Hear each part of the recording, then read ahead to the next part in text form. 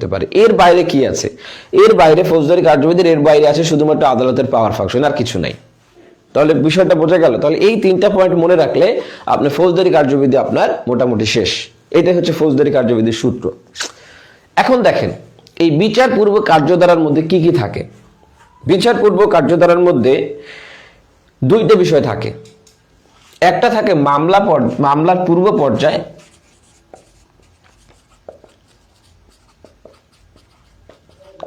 আর একটা থাকে মামলার পর্যায়। তাহলে বিচারপূর্বক কার্যধারায় 2টা বিষয় থাকে। এই দুইটা বিষয় আমরা প্রথম ক্লাসে দেখার চেষ্টা করব বা প্রথম ক্লাসে দেখব। তাহলে ফৌজদারি কার্যবিধি কি 2টা বিষয় থাকে। একটা হচ্ছে কি বললাম, একটা বললাম মামলার পূর্ব পর্যায় মানে বিচারপূর্ব কার্যধারায়, আর একটা হচ্ছে মামলার পর্যায়। তাহলে একটা মামলার পর্যায় কখন আসে সেটা আমরা শিখবো একটু পরে। আগে একটু দেখে নি ব্রিফলি, শর্টলি আমরা দেখে নি যে আমরা কি কি দেখব। এরপরে যে বিষয়টা দেখেন, হ্যাঁ থ্যাংক ইউ যারা শেয়ার দিয়েছেন, অসংখ্য ধন্যবাদ। বিচারিক কার্যধারা বা বিচারিক পর্যায়ে কি আছে। বিচারিক পর্যায়ে আমাদের দেখতে হবে বিচার কে বিচার করতে পারে, কে বিচার করে। তাহলে আমরা জানি তিন ধরনের বিচার পদ্ধতি নিয়ে কথা আছে। এই বিচার পদ্ধতি নিয়ে আমাদের দেখতে হবে। তারপর আমরা দেখব হচ্ছে সাক্ষ্য কিভাবে গ্রহণ করে, আত্মপক্ষ সমর্থন কিভাবে করে। তারপর এর আগে যে বিষয়টা দেখতে হবে সেটা হচ্ছে চার্জ গঠনের বিষয়টা দেখতে হবে। তাহলে চার্জ গঠনের মাধ্যমে বিচারিক কার্যধারা শুরু হয়। তাহলে চার্জ গঠন, কোন কোন আদালতে কিভাবে বিচার কার্যক্রম হয়, সাক্ষ্য কিভাবে দেয়, তার সাক্ষ্য কিভাবে প্রদান করে। তারপর আমরা দেখব হচ্ছে রায় প্রদানের নিয়মগুলো দেখব, রায় প্রদান কিভাবে করে। তারপর আমরা যে বিষয়টা দেখতে হবে সেটা হচ্ছে আপনার প্রোনাউন্সমেন্ট অফ জাজমেন্ট যেটাকে বলা হয়, সেই জাজমেন্টের বিষয়গুলো দেখব। তারপর আমরা একটা বিষয় পাই এখানে খালাস অথবা দণ্ড। এই বিষয়গুলো হচ্ছে বিচারিক কার্যধারা হয়। এখন বিচারিক কার্যধারায় আর একটা বিষয় আছে, সেটাকে আমরা বলে থাকি যে আপিলও কিন্তু বিচারিক কার্যধারার অংশ। ঠিক আছে, তাহলে আপিলটাও বিচারিক কার্য, কারণ আপিল যে কন্টিনিউশন অফ সুট এটা বলা হয়। সুতরাং আপিলটা হচ্ছে বিচারিক কার্যধারার মধ্যে অন্তর্ভুক্ত। আর বিচার পরবর্তী কার্যধারায় আমরা কি দেখতে পাই, একটা ফৌজদারি ক্ষেত্রে বিচার পরবর্তী কার্যধারায় আমরা দেখতে পাই মূলত আপনার এই যে দণ্ড কার্যকর, সেই দণ্ড কিভাবে কার্যকর করবে এই বিষয়টা দেখতে পাই। তারপর হচ্ছে দণ্ড স্থগিত। আপনারা জানেন যে সরকার চাইলে দণ্ড স্থগিত করতে পারে, সেই দণ্ড স্থগিতের বিষয় আমরা দেখতে পাই। তারপরে যে ডবল জিওপার্ডি যে নিয়মটা আছে, দুবারা দোষ বা এই যে নিয়মটা আছে সেটা আমরা দেখতে পাই। এর বাইরে আর একটা বিষয় আছে যে বিচারিক পরবর্তী কার্যধারায়, সেটা কি হয়, রিভিশনের বিষয়টা আমরা বিচারিক পরবর্তী কার্যধারায় দেখতে পাই। তাহলে দেখেন আমরা মোটামুটি এর বাইরে শুধুমাত্র আদালতের গঠন এবং পাওয়ার ফাংশন, এর বাইরে ফৌজদারি কার্যবিধিতে আর কিছু দেখার নাই আপনার পরীক্ষার জন্য অর্থাৎ প্রিলির জন্য। তাহলে আমরা একটু মনোযোগী হই, একটু দেখেন এইটা একটু আবার রিপিট করি। ঠিক আছে, প্রথমে আমরা যে বিষয়টা দেখি,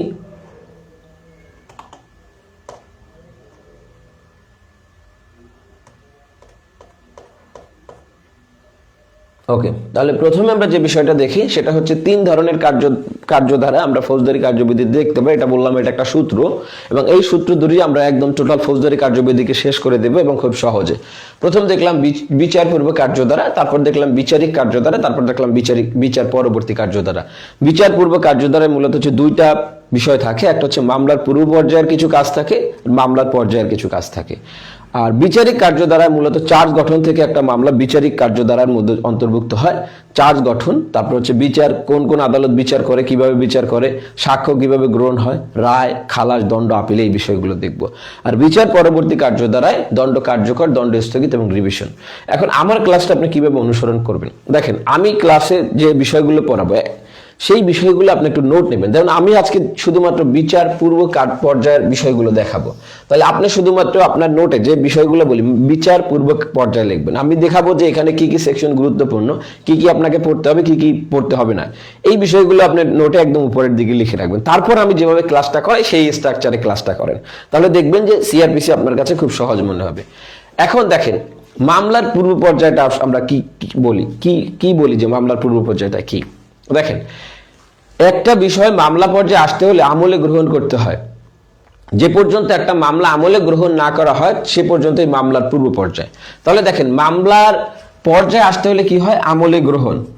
তাহলে মামলাটাকে যখন সংশ্লিষ্ট ম্যাজিস্ট্রেট আমলে গ্রহণ করলো তখনই সেটা মাত্র মামলার পর্যায়ে আসে।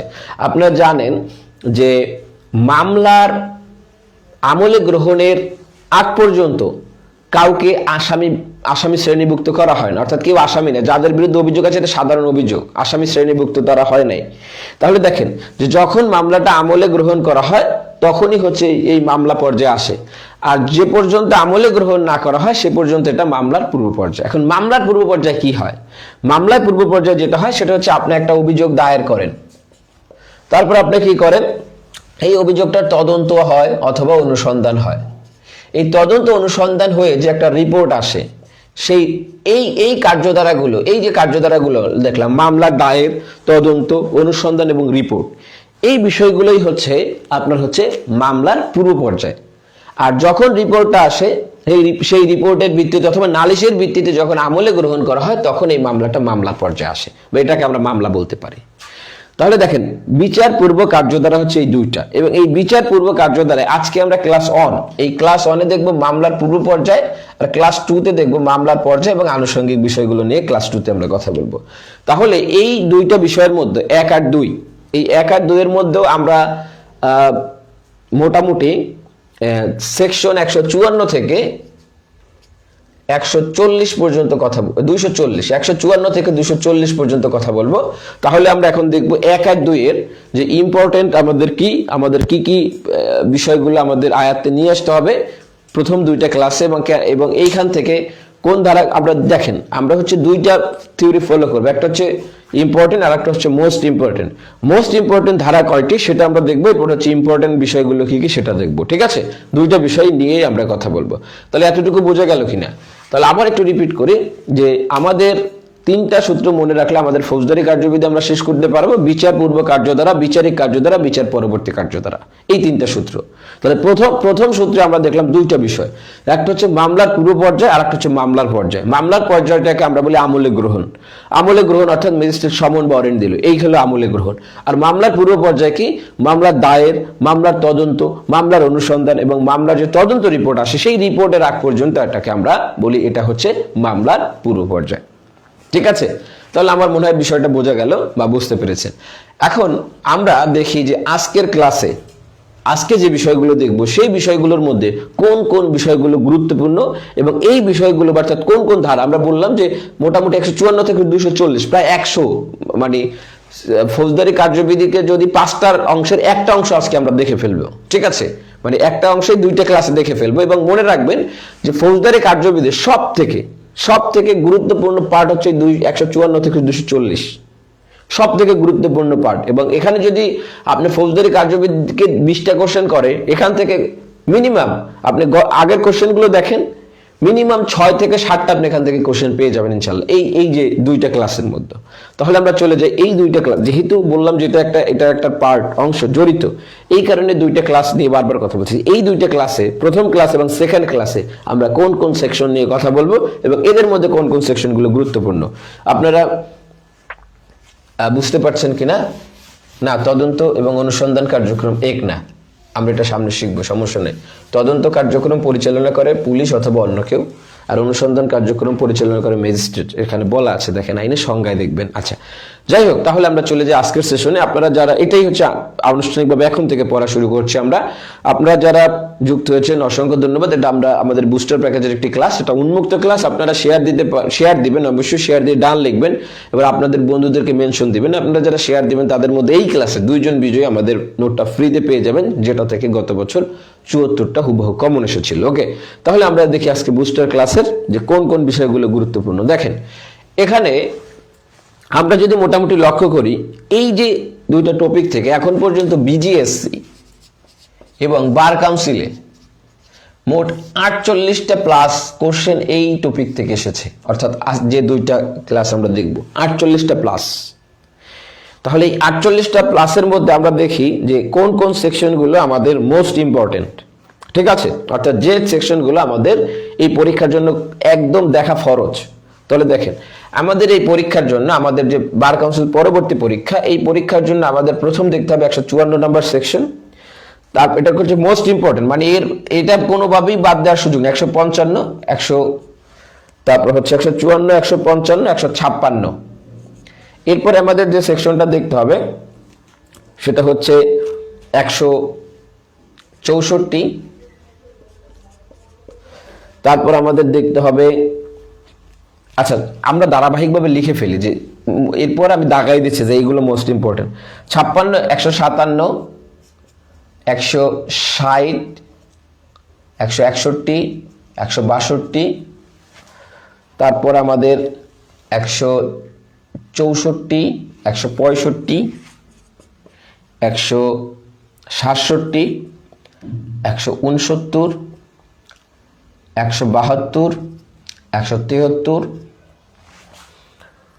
এরপরে 174, 176, তারপরে আমাদের দেখতে হবে 179, 182, 188, 190, 193, তারপর আমাদের দেখতে হবে 192 দেখতে হবে, 190, 192, 193, 196, এরপরে আমাদের দেখতে হবে 200 থেকে 205,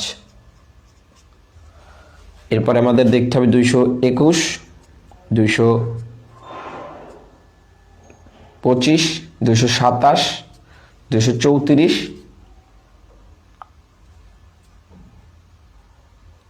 হ্যাঁ 234-এর আগে 232টাও দেখতে হবে, 232, 234, তারপর দেখতে হবে 235, 239, 240, এই সেকশনগুলো, অর্থাৎ মোটামুটি 221 থেকে 154 থেকে 240 পর্যন্ত এই সেকশনগুলো গুরুত্বপূর্ণ। মানে এটা হচ্ছে আপনি সাধারণভাবে দেখতেই হবে। এখন এই সেকশনগুলোর ম্যাক্সিমাম সেকশন থেকে, অর্থাৎ 2-1টা সেকশন বাদে সব সেকশনগুলো দিয়ে প্রশ্ন এসেছে একাধিকবার বার কাউন্সিল এবং জুডিশিয়ারিতে। এখন আমাদের যে পরীক্ষা, এই পরীক্ষার জন্য আমাদের কোন সেকশনগুলো খুব বেশি গুরুত্বপূর্ণ, এটা একটু আমি মার্ক করে দিই, একটু লাল কালি দিয়ে মার্ক করে দেবো যে এই সেকশনগুলো আপনাদের পরীক্ষার জন্য, মানে এটাকে বলা হয় 90% না 90% কমন আসার সম্ভাবনা। 154, 155, 156, এই 3টা সেকশন খুব বেশি গুরুত্বপূর্ণ। এরপর হচ্ছে আপনাদের জন্য গুরুত্বপূর্ণ হচ্ছে 164, এরপরে আপনাদের জন্য গুরুত্বপূর্ণ হচ্ছে 165, 169, এরপরে আপনাদের জন্য গুরুত্বপূর্ণ হচ্ছে 176, এরপরে আপনাদের জন্য গুরুত্বপূর্ণ হচ্ছে 188, 190, এখান থেকে 95% প্রশ্ন আসার সম্ভাবনা আছে, 190। এরপরে আপনাদের জন্য গুরুত্বপূর্ণ 204 এবং 205, খুব বেশি গুরুত্বপূর্ণ, 4, 205। এরপরে আপনাদের জন্য গুরুত্বপূর্ণ 232, 235, 240। এই যে সেকশনগুলো দেখালাম 1, 2, 3, 4, 5, 6, 7, 8, 9, 10, 11, 12, 13, 14, 14টা সেকশন একদম মোস্ট ইম্পর্টেন্ট, আর বাকি সেকশনগুলো আপনাকে পড়তে হবে। তাহলে দেখেন এখানে মোটামুটি 100-র মতো সেকশন আমরা বলেছি যে 2টা ক্লাসে আমাদের যে টপিকগুলো আমি সিলেক্ট করেছি সেখানে 100-র মতো সেকশন আছে।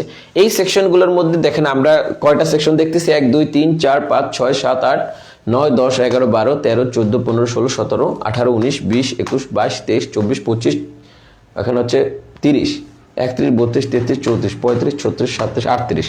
তাহলে আমাদের মোস্ট ইম্পর্টেন্ট, মানে এই টপিকটার চাইতে কিন্তু এই যে বুকগুলো দেখালাম এর চাইতে ফৌজদারি কার্যবিধিতে আর কোনো বিষয় এত ইম্পর্টেন্ট নাই, সোজা কথা, প্রিলি হোক রিটেন হোক, ঠিক আছে, এর চাইতে ইম্পর্টেন্ট বেশি কোনো জায়গায় নাই। এখান থেকে মোটামুটি আমরা মাত্র 38টা সেকশন যদি দেখি তাহলে আমাদের মোটামুটি হয়ে যাবে, ঠিক আছে। তাহলে এই বিষয় নিয়ে আমরা একটু কথা বলার চেষ্টা করি।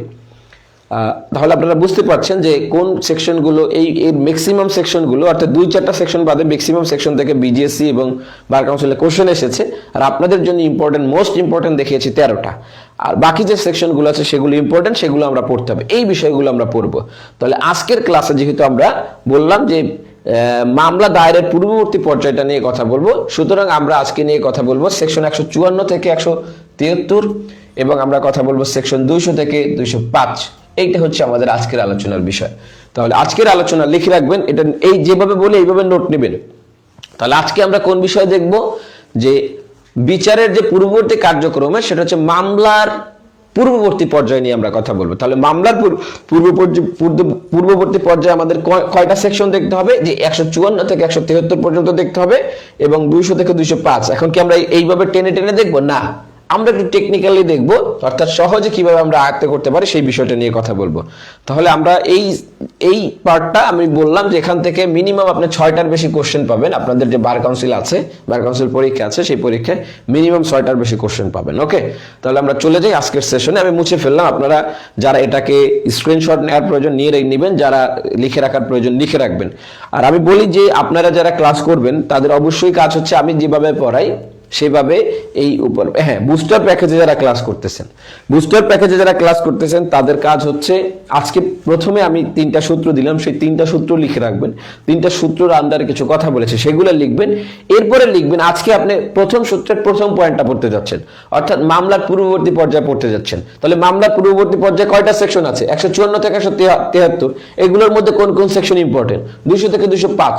এগুলোর মধ্যে কোন কোন সেকশন ইম্পর্টেন্ট, কোনটা মোস্ট ইম্পর্টেন্ট, এটা লিখে রাখেন। তাহলে শর্টলি আপনার একটা আইডিয়া হয়ে যাবে যে আমার এই বিষয়গুলো এখান থেকে দেখতে হবে। এখন আমরা এই বিষয়ের মধ্যে ঢুকতেছি যাতে আপনি একদম শুরুতেই বুঝতে পারেন যে আপনার এইটা পড়া প্রয়োজন, এইটা বাদ দেওয়া প্রয়োজন, আপনার এইটা দরকার, এইটা দরকার নাই। ঠিক আছে, সুতরাং আমরা গদ বাধা এইভাবে না পড়ে এইভাবে একটু পড়ার চেষ্টা করি, ইনশাল্লাহ খুব সহজে সাকসেসফুল হতে পারবো। আর আমাদের আপনারা যারা ব্রিলি বুস্টার প্যাকেজ সম্পর্কে জানতে চান বা জানেন যে আমাদের প্রত্যেকটা ক্লাস এইভাবে দেখানো হবে, অর্থাৎ আপনাকে শুরুতেই একটা দেখিয়ে দেওয়া হবে যে আপনার এইটা পড়তে হবে, এইটা মোস্ট ইম্পর্টেন্ট, এইগুলো আপনার পড়ার কোনো প্রয়োজন নাই। ঠিক আছে, এটা দেখিয়ে দেওয়া হবে এবং এইটা কিভাবে আপনি সাজিয়ে পড়বেন, কিভাবে গুছিয়ে পড়বেন, কিভাবে সহজে মনে রাখবেন, এই বিষয়গুলো আমরা দেখাবো। এটা আজকের ক্লাসটা করলে আপনারা বুঝতে পারবেন।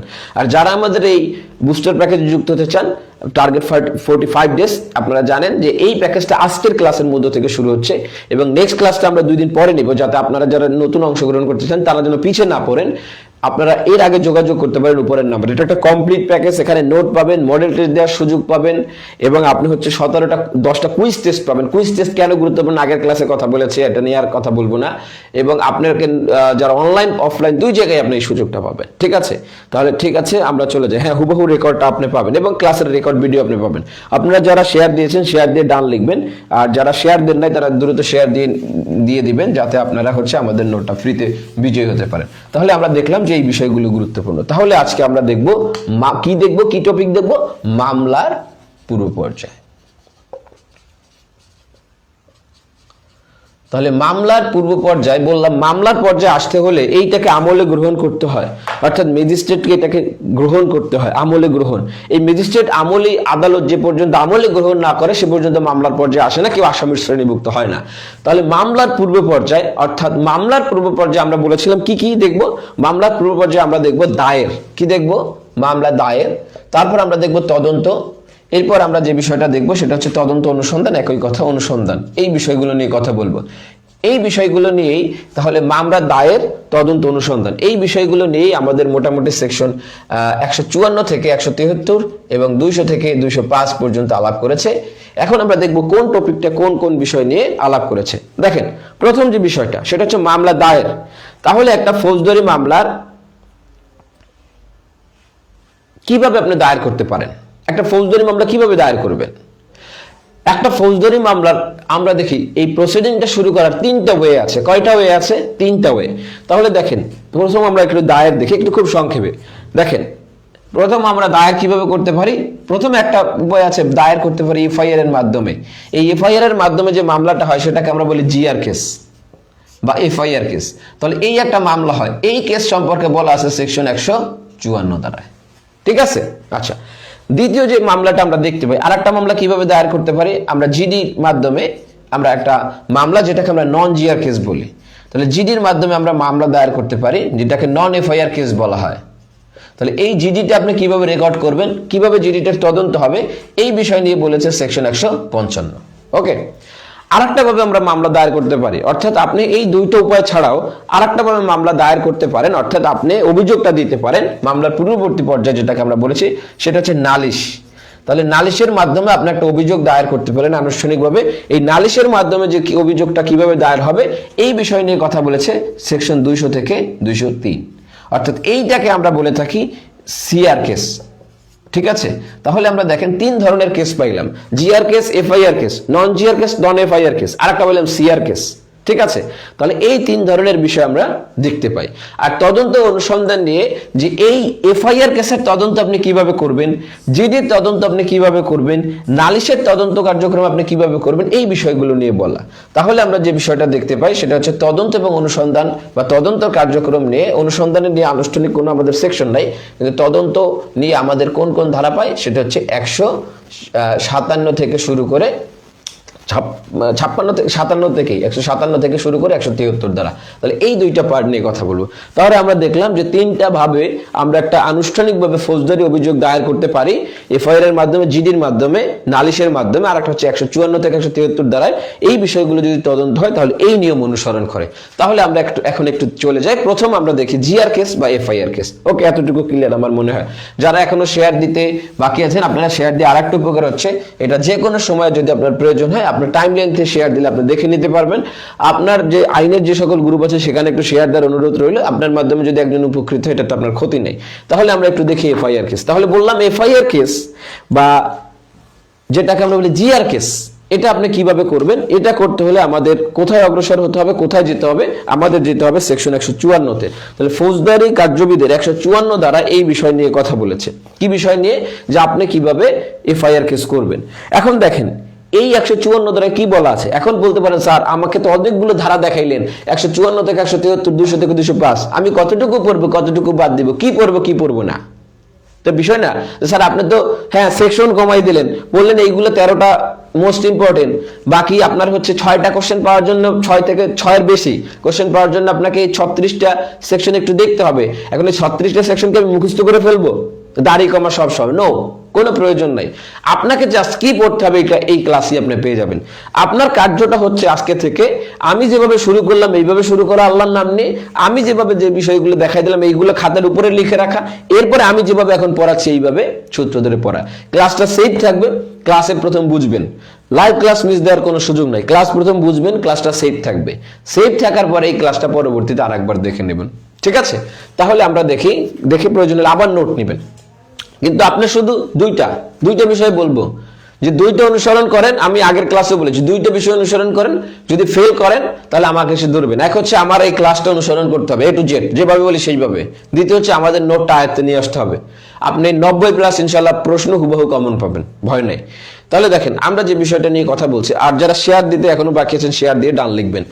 দেখেন এফআইআর বা জিআর কেসটা আমরা কিভাবে করতে পারি? 154 দ্বারাই করতে পারি। এখন দেখেন 154 দ্বারা এফআইআর শব্দটা ব্যবহার করা হয় না, এই শব্দটা ব্যবহার করছে পুলিশ রেগুলেশনে। ঠিক আছে, এটা আপনার রিটেনের জন্য জানতে হবে, প্রিলির জন্য না জানলেও চলবে। কিন্তু এখানে কি শব্দটা ব্যবহার করা হয়েছে? এখানে শব্দটা ব্যবহার করা হয়েছে আমলযোগ্য অপরাধের তথ্য। তাহলে আমলযোগ্য অপরাধের তথ্য এই শব্দটা ব্যবহার করা হয়েছে। যদি আপনি একটা আমলযোগ্য অপরাধের তথ্য দেন, সেই তথ্যটা কিভাবে রেকর্ড করবে এইটা বলছে 154। এখানে 2টা মাধ্যম দেখানো হয়েছে। এক বলেছে এটা আপনি মৌখিকভাবে রেকর্ড করতে পারেন। কিভাবে রেকর্ড করতে? মৌখিকভাবে প্রদান করতে পারেন। তাহলে কিভাবে দিতে পারেন রেকর্ড? মৌখিকভাবে না, মৌখিকভাবে প্রদান করতে পারেন। আরেকটা হবে আপনি লিখিতভাবে প্রদান করেন। তাহলে মৌখিকভাবে হোক আর লিখিতভাবে হোক, যেভাবেই হোক না কেন, এই আমলযোগ্য অপরাধের তথ্য রেকর্ড করার পদ্ধতিটা এই আমাদের যে ফৌজদারি কার্যবিধি আছে সেই ফৌজদারি কার্যবিধিতে দেখিয়ে দিয়েছে। বলেছে যখন আমলযোগ্য অপরাধের একটা তথ্য দেওয়া হবে, এই তথ্যটা কি করবেন? এই যিনি অফিসার ইন চার্জ আছেন তিনি অথবা সংশ্লিষ্ট কর্মকর্তা যারা থাকেন তারা কি করবেন? এটাকে লিপিবদ্ধ করবেন। কি করবেন? এটাকে লিপিবদ্ধ করবেন। এটাকে লিপিবদ্ধ করে এটাকে পড়ে শোনাতে হবে। কি করতে হবে? পড়ে শোনাতে হবে। সব 154 ধারার কথা। কাকে পড়ে শোনাতে হবে? যিনি এই আমলযোগ্য অপরাধের তথ্য দিয়েছেন। এরপরে কি করতে হবে? এরপরে সেই সংবাদদাতা যিনি আছেন সেই দাতার স্বাক্ষর গ্রহণ করতে হবে। অর্থাৎ যিনি আমলযোগ্য অপরাধের তথ্য দিতে আসেন তাকে আমরা কি বলবো? তাকে আমরা বলবো সংবাদদাতা। তাহলে যিনি ইনফরমেন্ট আছেন সেই ইনফরমেন্টটাকে কি করতে হবে? এই বিষয়টাকে সংবাদদাতা স্বাক্ষর নিতে, তাকে আগে পড়ে শোনাতে হবে। কেন পড়ে শোনাতে হবে? যে সে যে ইনফরমেশনটা দিল আপনি সেই অনুযায়ী ইনফরমেশনটা লিখেছেন কিনা, নাকি আপনি এখানে কিছু বাদ দিয়েছেন, সেই কারণে তাকে পড়ে শোনাতে হবে এবং কি করতে হবে? তার স্বাক্ষর নিতে হবে। এখন এই যে বিষয়টা আছে সেটা হচ্ছে এখানে একটা নির্ধারিত ফর্ম আছে। এই ফর্মে এই যে ইনফরমেশনটা আছে, ইনফরমেশনটাকে তুলতে হয়। ঠিক আছে, তাহলে দেখেন আমাদের যে ফৌজদারি কার্যবিধির সেকশন 154-তে একটা শব্দ ব্যবহার করা হয়েছে যে সরকার নির্ধারিত ফর্ম অনুসারে এইটাকে এই ফর্মে তুলতে হবে। তাহলে এই ফর্মটার নাম কি? এই ফর্মটার নাম হচ্ছে বিপি ফর্ম নং 27। আপনারা যদি এফআইআর কপি দেখেন, দেখেন ওইখানে লেখা আছে যে বিপি ফর্ম নং 27। ঠিক আছে, তাহলে এই যে বিপি ফর্ম নং 27 আছে, এই বিপি ফর্ম নং, এটা জিডি না, এটা আপনি এফআইআর করতে যাচ্ছেন, জিডি করতে যাচ্ছেন না। তাহলে বিপি ফর্ম নং 27, এই 27 এটা তুলতে হবে। ঠিক আছে, যখন এটা বিপি ফর্ম নং 27 হবে তখন এটা আসলে এফআইআরটা রুজু করা হলো। তাহলে কি করতে হবে দেখেন, প্রথমত যে সংবাদটা থাকতে হবে, সংবাদটা হবে কি আমলযোগ্য অপরাধের তথ্য। তাহলে আমলযোগ্য অপরাধ কোনটা কোনটা আমল অযোগ্য, এটা আমাদের যে ফৌজদারি কার্যবিধি আছে এতে দুই শিডিউল আছে, শিডিউল নং 2। এখানে বলা আছে এই এই অপরাধগুলো আমলযোগ্য, এই অপরাধগুলো আমলযোগ্য না। তাহলে যদি আমলযোগ্য অপরাধের তথ্য হয়, সেই তথ্য আপনি যদি মৌখিক অথবা লিখিতভাবে দেন, তাহলে থানার যিনি ভারপ্রাপ্ত কর্মকর্তা আছে তার দায়িত্ব হচ্ছে এইটা লিখিত করা, পড়ে শোনানো এবং সংবাদদাতা স্বাক্ষর গ্রহণ করে এটা নির্ধারিত ফর্ম বিপি 27 নম্বর ফর্মে তোলা। তখন এটাকে আমরা বলবো এটা হচ্ছে একটা এফআইআর হয়েছে। এখন এই এফআইআর করে কি বসে থাকবে? না, এই এফআইআর করে বসে থাকার সুযোগ নাই।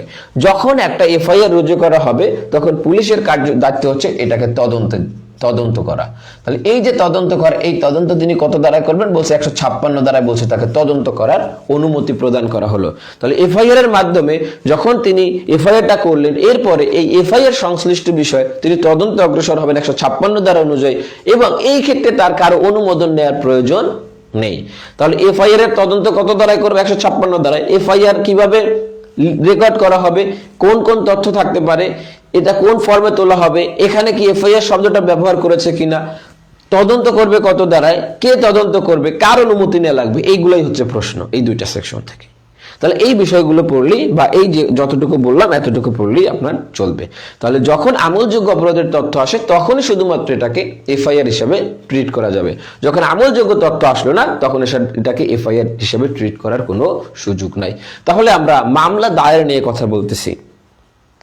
মামলার পূর্ববর্তী পর্যায়ে, মামলা এখনো হয় নাই, অর্থাৎ অভিযোগ দায়ের যেটাকে বলা হয়। তাহলে মামলার পূর্ববর্তী পর্যায়ে নিয়ে আমরা কথা বলতেছি অভিযোগ পর্যায়ে নিয়ে কথা বলতেছি। এখন একটা ভাবে অভিযোগ আপনি দিতে পারেন সংবাদের মাধ্যমে, এফআইআর এর মাধ্যমে আমলযোগ্য অপরাধের তথ্য দিতে পারেন। তাহলে আমার মনে হয় বিষয়টা বুঝতে পেরেছে। এখন আমরা যে দ্বিতীয়টা একটা মাধ্যম যে আরেকটা ভাবে আপনি অভিযোগটা দিতে পারেন, যে অভিযোগটা একটা পর্যায়ে মামলায় যাবে, সেই বিষয়টা নিয়ে আমরা কথা বলবো। এতটুকু বুঝেছেন কিনা, আপনাদের কোনো কোশ্চেন আছে কিনা? ঠিক আছে, তাহলে দেখছেন 155 এবং 154 এবং 156 দিয়ে কি পড়তে হবে এটা বুঝতে পেরেছেন কিনা দেখেন। আর 156-এর সাথে 200 দ্বারার একটা কানেকশন আছে, এটা দেখাবো 200 দ্বারা পড়ার সময়। তাহলে দেখেন এটা বুঝতে পারছেন, এইভাবে লিখে রাখেন। ঠিক আছে, ওকে।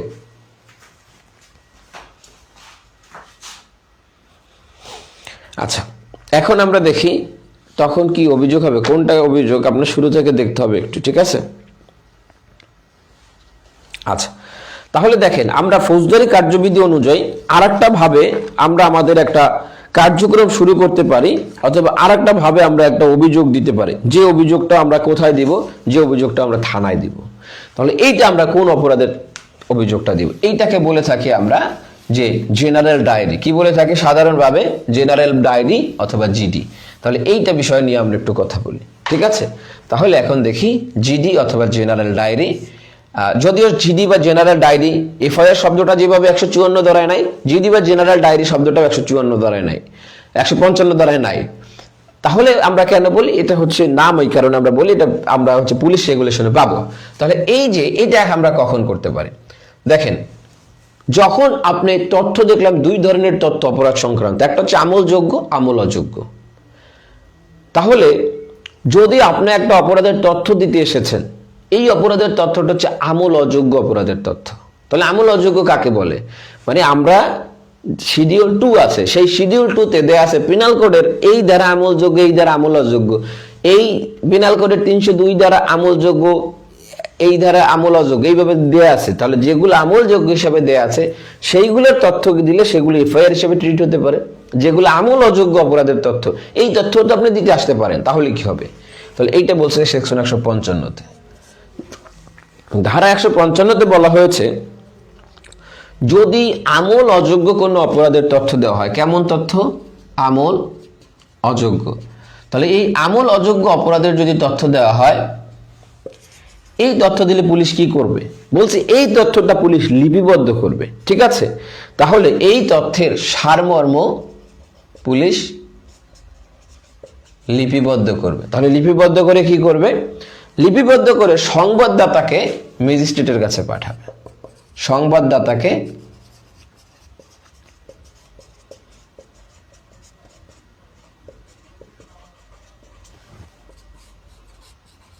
পাঠাবে।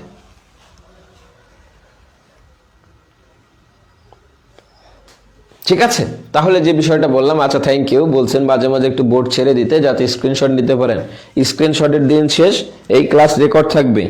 আপনি আবার স্টুডেন্ট, পেইড স্টুডেন্ট, এই জন্য আপনাকে বলছে এই ক্লাস রেকর্ড থাকবে, এখন শুধু ক্লাস বুঝেন, এরপরে ক্লাস লিখবেন, একদম হুবহু এইভাবে নোটে তুলবেন। ঠিক আছে, এটা জানি মিস না হয়। যারা পাস করতেছেন আর যাদের পাস করার ইচ্ছে নেই তাদের শুধু ক্লাস দেখেন, এখন ভালো বুঝবেন, 2 দিন পর ভুলে যাবেন, কি পড়াইছিলাম কিছু মনে থাকবে না। এরপরে দেখবেন পৃথিবী অন্ধকার, চোখে সর্ষে ফুল। এগুলোর প্রয়োজন নাই। যেটা বললাম এখন শুধু ক্লাসটা বুঝেন, লিখতে গেলে বুঝতে নাও পারেন, ক্লাসটা রেকর্ড থাকবে, আপনি ক্লাসটা আরেকবার দেখেন, আরেকবার দেখে তারপরে একটু নোট নেন। ঠিক আছে, কষ্ট করেন, একটু কষ্ট করেন, মাত্র 2টা মাস কষ্ট করেন। ঠিক আছে, ইনশাল্লাহ আপনার একটা ভালো পরিচয় হবে, ইনশাল্লাহ আপনার কষ্ট লাঘব হয়ে যাবে, ইনশাল্লাহ আপনার যে এতদিনের হীনমন্যতা সেগুলো দূর হয়ে যাবে। একটু 2টা মাস এইভাবে কষ্ট করেন। আচ্ছা, তাহলে দেখালাম আমল অযোগ্য অপরাধের তথ্য। এই আমল অযোগ্য অপরাধের যদি তথ্য দেয়, তাহলে এটা সারমর্মটা লিপিবদ্ধ করবেন, সংবাদদাতাকে ম্যাজিস্ট্রেটের কাছে পাঠাবেন। এখন যে বিষয়টা, সেটা হচ্ছে একটা মজার বিষয় দেখলাম। আমলযোগ্য অপরাধের তথ্য পেলে পুলিশের কিছুই করা লাগে না, তদন্ত সরাসরি চলে যেতে পারে। তাহলে আমল অযোগ্য অপরাধের তথ্য পেলে কি তিনি তদন্তে যেতে পারবেন না? 155 থেকে 3টা পয়েন্ট মনে রাখবেন। 1 নম্বর পয়েন্ট এই, 2 নম্বর পয়েন্ট কি তিনি তদন্তে যেতে পারেন কিনা বলছে 155 বলছে না। এখানে ফার্স্ট ক্লাস অথবা সেকেন্ড ক্লাস ম্যাজিস্ট্রেটের অনুমতি ব্যতীত পুলিশ তদন্ত কার্যক্রম শুরু করতে পারে না। তাহলে কি করতে পারে না পুলিশ? তদন্ত শুরু করতে হলে তাকে কি করতে হবে? তার প্রথম শ্রেণী ফার্স্ট ক্লাস ম্যাজিস্ট্রেট অথবা তার কি করতে হবে? সেকেন্ড ক্লাস ম্যাজিস্ট্রেট, এই ম্যাজিস্ট্রেটদের অনুমোদন প্রয়োজন হয়। অনুমতি, যখন অনুমতি পেল তখন তিনি হচ্ছে এই তদন্ত কার্যক্রমে অগ্রসর হতে পারবে। ক্লিয়ার? আর একটা বিষয় মনে রাখবেন, সেটা হচ্ছে এই পুলিশ যে তদন্ত কার্যক্রমে অগ্রসর হলো, তাহলে এই পুলিশের তো আপনার হচ্ছে একটা নিয়ম অনুসরণ করতে হবে। তাহলে এফআইআর কেসে যে তদন্তটা হয়, এখানেও কি তিনি সেম নিয়ম অনুসরণ করবে? হ্যাঁ, এখানে সেম নিয়ম অনুসরণ করবে, কিন্তু এই জিডির ভিত্তিতে অথবা 155 ধারার যে রেকর্ড করছে, এই রেকর্ডের ভিত্তিতে আমরা জানি যে পুলিশ বিনা ওয়ারেন্টে গ্রেফতার করতে পারে, কিন্তু এই ক্ষেত্রে পুলিশ বিনা ওয়ারেন্টে বা বিনা পরোয়ানায় গ্রেফতার করতে পারবে না। এই তথ্যটা একটু মনে রাখেন। তাহলে এই ক্ষেত্রে পুলিশ কি করতে পারে না? বিনা পরোয়ানায় গ্রেফতার করতে পারবে না।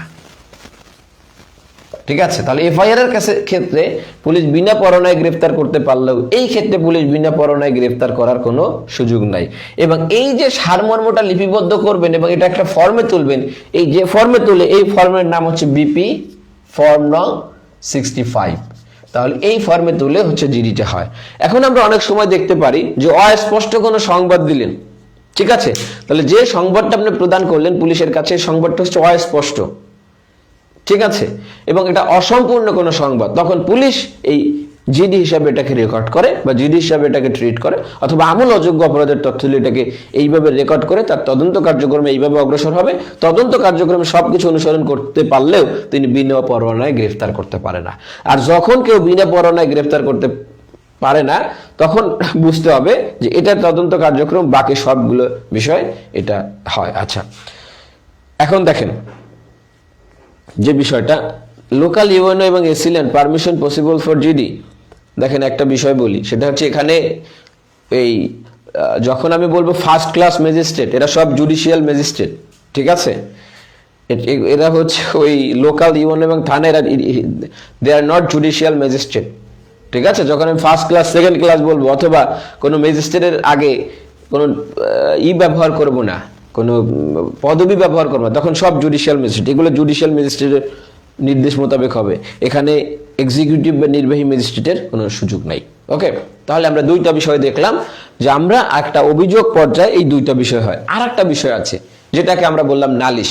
তাহলে আমরা এখন একটু নালিশ নিয়ে কথা বলবো। এতটুকু ক্লিয়ার কিনা, কোশ্চেন আসে কিনা, বুঝতে পারছেন কিনা? আর আপনারা যারা আমাদের এই বুস্টার প্যাকেজের প্রথম ক্লাস দেখে আপনাদের শেষ পর্যন্ত করবেন শুরু থেকে, এবং আপনাদের মনে হয় যে বুস্টার প্যাকেজে আপনার ভর্তি হওয়া প্রয়োজন, তাহলে এটা একটা ফর্ম BP65 একটা ফর্ম, এই ফর্মে তুলবে আর কি এই ইনফরমেশনটা।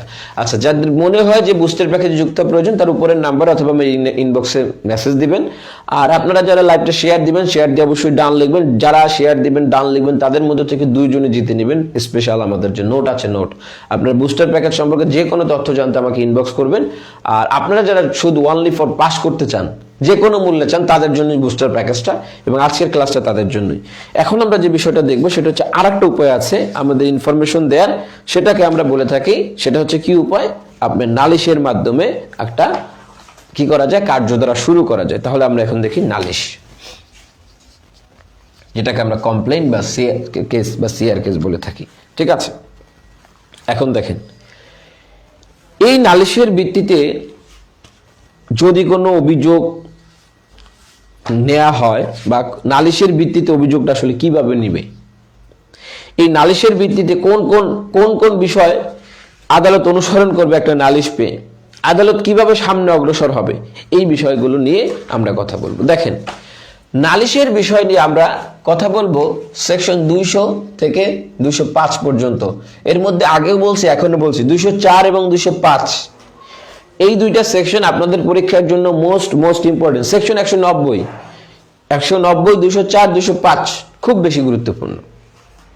এখন দেখেন, যে বললাম নালিশ, তাহলে নালিশটা কিভাবে গ্রহণ করবে এই বিষয় নিয়ে বলা আছে সেকশন 200-তে বলা আছে নালিশ কিভাবে গ্রহণ করবে। তাহলে দেখেন, এই নালিশটা আপনি কিভাবে করতে পারেন। আচ্ছা, যাদের ক্লাসটা ভালো লাগতেছে, চমৎকার আলোচনা, থ্যাংক ইউ মমিন ভাই। উনি আমাকে ফোন দিয়েছিলেন যে উনি একদম ফ্রেশার্স, উনি পারবেন কিনা। মমিন ভাই যেহেতু বলতেছে ভালো লাগতেছে, থ্যাংক ইউ মমিন ভাই।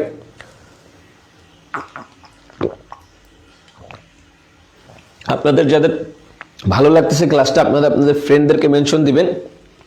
আপনারা এটা ফ্রি ক্লাস, আপনারা একটু শেয়ার দেন, দয়া করে একটু শেয়ার দেন, শেয়ার দিয়ে ডান লিখেন। আপনারা একটা নোট জিতে নেওয়ার সুযোগ আছে, আপনার বন্ধুদেরকে আপনি একটু জানানোর সুযোগ পাবেন।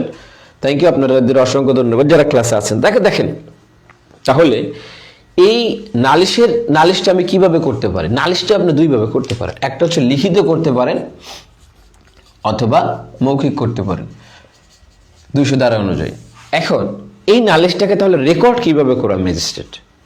দেখেন, আমরা দেখেছি এফআইআর এর একটা রেকর্ড করার পদ্ধতি দেখেছি, তাহলে নালিশও তো রেকর্ড করার একটা পদ্ধতি আছে। নালিশ রেকর্ড করার পদ্ধতি হচ্ছে ম্যাজিস্ট্রেটের সামনে যে অভিযোগকারী আছে, সেই অভিযোগকারী এবং যারা সাক্ষী আছেন এদেরকে শপথপূর্বক জবানবন্দি গ্রহণ করবে। তাহলে দেখেন, জবানবন্দি দুই ক্যাটাগরি, একটা হচ্ছে শপথ ছাড়া জবানবন্দি। আমরা 161 ধারায় জবানবন্দি দিই না, এগুলো হচ্ছে শপথ ছাড়া জবানবন্দি। 164 ধারায় যে জবানবন্দি নেই, এখানে শপথ পড়ি না। তাহলে শপথ পূর্বক জবানবন্দির কথা বলছে কত ধারায়? 200 ধারায়। এটা কিন্তু একটু মনে রাখতে হবে।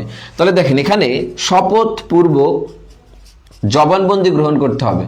আপনারা অনেকেই আপনাদের ফ্রেন্ডদেরকে মেনশন দিচ্ছেন, থ্যাংক ইউ, শেয়ার দিয়েছেন, thank you, okay, thank you, অসংখ্য ধন্যবাদ। ক্লাসটা অনেক সময় নিব, আপনাদের ভালো কমেন্ট দেখলে মনে যায় যে ক্লাস শেষ না করি। ঠিক আছে, আপনারা এত ভালো কমেন্ট করে না, শেষে কিন্তু অনেকক্ষণ ক্লাস নেব। তাহলে শপথপূর্বক জবানবন্দি, তাহলে এই শপথপূর্বক জবানবন্দি গ্রহণ করবে কার? বলছে একজন তো নালিশ করতে এসেছে, সে কে? নালিশকারী। তাহলে নালিশকারী আর কার? এই নালিশকারী যারা সাক্ষী আছেন, সেই নালিশকারীদের সাক্ষীদের শপথপূর্বক একটা জবানবন্দি গ্রহণ করবে। এই যে জবানবন্দি গ্রহণ করলো, এটার একটা সারাংশ হলো না? হ্যাঁ। তাহলে এই জবানবন্দির সারমর্ম বা যেটাকে বলে সারাংশটা ম্যাজিস্ট্রেট কি করবেন? এটাকে লিপিবদ্ধ করবেন। এরপর ম্যাজিস্ট্রেট কি করবেন? ম্যাজিস্ট্রেট এই যাদের জবানবন্দিতে রেকর্ড হয়েছে, এই জবানবন্দি অর্থাৎ নালিশকারী বা নালিশকারী সাক্ষী যারা আছেন, তাহলে এই যে নালিশকারী বা এই যে সাক্ষী আছে, এদের স্বাক্ষর গ্রহণ করবেন। ম্যাজিস্ট্রেট নিজে একটা স্বাক্ষর দিবেন। তাহলে এই কাজের মাধ্যমে হচ্ছে আপনি একটা অভিযোগ দায়ের করলেন, যে অভিযোগটাকে বললাম আমরা নালিশ করলেন। কার কাছে নালিশ করলেন? ম্যাজিস্ট্রেটদের কাছে নালিশ করলেন। কত ধারা অনুযায়ী? 200 ধারা অনুযায়ী। তাহলে 200 ধারা অনুযায়ী যদি আপনি নালিশ করেন, মৌখিক বা লিখিত করতে পারেন, কিন্তু এটাকে আপনি কি করবেন? শপথপূর্বক জবানবন্দি নেবেন। কে? ম্যাজিস্ট্রেট। নালিশকারীর এবং হচ্ছে যিনি নালিশকারীর সাক্ষী আছেন তাদের জবানবন্দির যে সারাংশ আছে, মূল বক্তব্য, সেটা লিখে রাখবেন। এরপর হচ্ছে তাদের স্বাক্ষর নেবেন এবং ম্যাজিস্ট্রেট নিজে স্বাক্ষর গ্রহণ করার মাধ্যমে এটাকে 200 ধারা অনুযায়ী এটাকে রেকর্ড করা হলো। এখন একটা প্রশ্ন আপনারা করতে পারেন যে স্যার, ভাই বলেন, এটাই কমফর্ট ফিল করি যে ভাইয়া, তাহলে এই যে জবানবন্দিকে সব ক্ষেত্রেই নিতে হবে ম্যাজিস্ট্রেটের? না, 200 ধারায় কিছু নিয়ম আছে যে এই ক্ষেত্রগুলো আপনি জবানবন্দি না নিতে চাইলেও হবে। তাহলে 200 ধারায় প্রথম আমরা এইটা দেখবো, এরপরে আমরা দেখবো যে কার কার জবানবন্দি গ্রহণ করার প্রয়োজন নাই। আমি মুছে ফেললাম, খুব সহজ আলোচনা, তাই তো? আচ্ছা, এখন দেখি কার কার জবানবন্দি গ্রহণের প্রয়োজন নেই।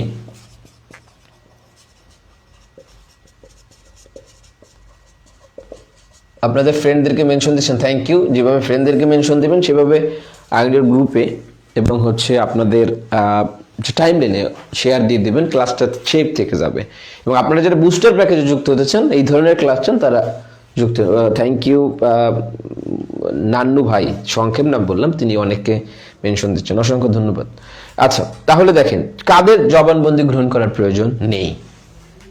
দেখেন, নালিশটা যদি লিখিত আকারে করা হয় তাহলে জবানবন্দি গ্রহণ করার প্রয়োজন নেই। আমরা নালিশ অনেক সময় দেখা যায় আদালত করে। কে করে? আদালত। যেমন দেওয়ানি একটা আদালতে আপনি একটা জাল দলিল উপস্থাপন করলেন, তখন আদালত কি করে? বাদী হয়ে মামলা করে। আবার আপনি একটা মিথ্যা অভিযোগ দায়ের করলেন ফৌজদারি আদালতে বা দেওয়ানি আদালতে, এই মিথ্যা অভিযোগের জন্য আপনাকে মামলা করতে পারে আপনার আদালত বাদী হয়ে। তাহলে দেখা যায় অনেক সময় আদালত বাদী হয়ে মামলা করে। তাহলে আদালত যদি লিখিত আকারে নালিশ করে, লিখিত আকারে, তাহলে এইখানেও জবানবন্দি গ্রহণ করার প্রয়োজন নাই।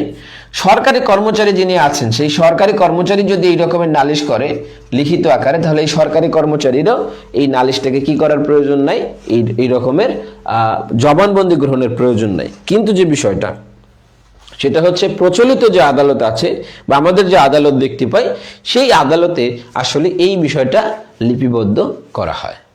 এখন দেখেন, এই নালিশ গ্রহণ করে আদালত কি করতে পারে? যখন একটা নালিশ এইভাবে রেকর্ড হলো, এই রেকর্ড করার পর আদালতের উপায়টা কি, ওয়েটা কি? আদালতকে তো সামনে অগ্রসর হতে হবে। আদালত দুইটা কাজ করতে পারে।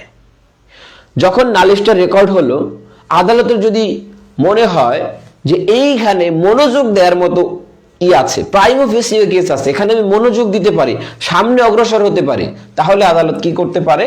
এখানে প্রসেস ইস্যু করতে পারে। প্রসেস ইস্যু বলতে হচ্ছে সমন বা ওয়ারেন্ট দিতে পারে সরাসরি, অর্থাৎ আমলে গ্রহণ করতে পারে, এটাকে মামলার পর্যায়ে নিয়ে যেতে পারে। ঠিক আছে?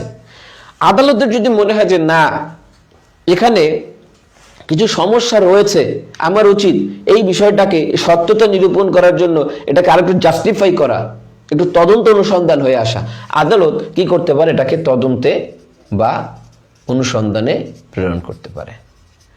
তাহলে নালিশ গ্রহণ করে আদালত যখন নালিশটা নিল, নালিশটা রেকর্ড করার পরে আদালত দুইটা কাজ করতে পারে, প্রসেস ইস্যু করতে পারে অথবা তদন্ত বা অনুসন্ধানে প্রেরণ করতে পারে। আদালত যদি দেখে নালিশ গ্রহণ করার মতো কোনো অভিযোগই নেই, নালিশটাকে খারিজ করেও দিতে পারে, এটাও আদালতের সুযোগ আছে। তাহলে নালিশ গ্রহণ করার পরে যখন অ্যাকসেপ্ট হলো, এই দুইটা কাজ করতে পারে। এটা কিসের উপর ডিপেন্ড করে? মর্জি অফ আদালত, স্যাটিসফ্যাকশন অফ কোর্ট। এখন দেখেন, এই নালিশ গ্রহণ আপনি এমন এক আদালতে করতে এসেছেন, নালিশটা দিতে এসেছেন, দেখা গেল সেই আদালতের কি নাই, সেই আদালতের এই নালিশটা গ্রহণ করার ইখতিয়ার নাই। হতে পারে না যে একজন আদালত নালিশি আদালত না, তিনি ধরেন সেকেন্ড ক্লাস ম্যাজিস্ট্রেট, তার নালিশ গ্রহণ করার ক্ষমতা নাই। অথবা দেখা গেল আপনি ভুল ম্যাজিস্ট্রেটের কাছে এসেছেন, তার নালিশ গ্রহণের ক্ষমতা নেই, তাহলে ম্যাজিস্ট্রেট কি করবে? এরকম হতে পারে না? আচ্ছা, তাহলে কি করবে সেই বিষয়টা নিয়ে আমরা একটু কথা বলি। তাহলে আমরা এখন দেখব যে নালিশ যদি ভুল আদালতে করা হয়, এখতিয়ারবিহীন ম্যাজিস্ট্রেটের কাছে নালিশের ফলাফল।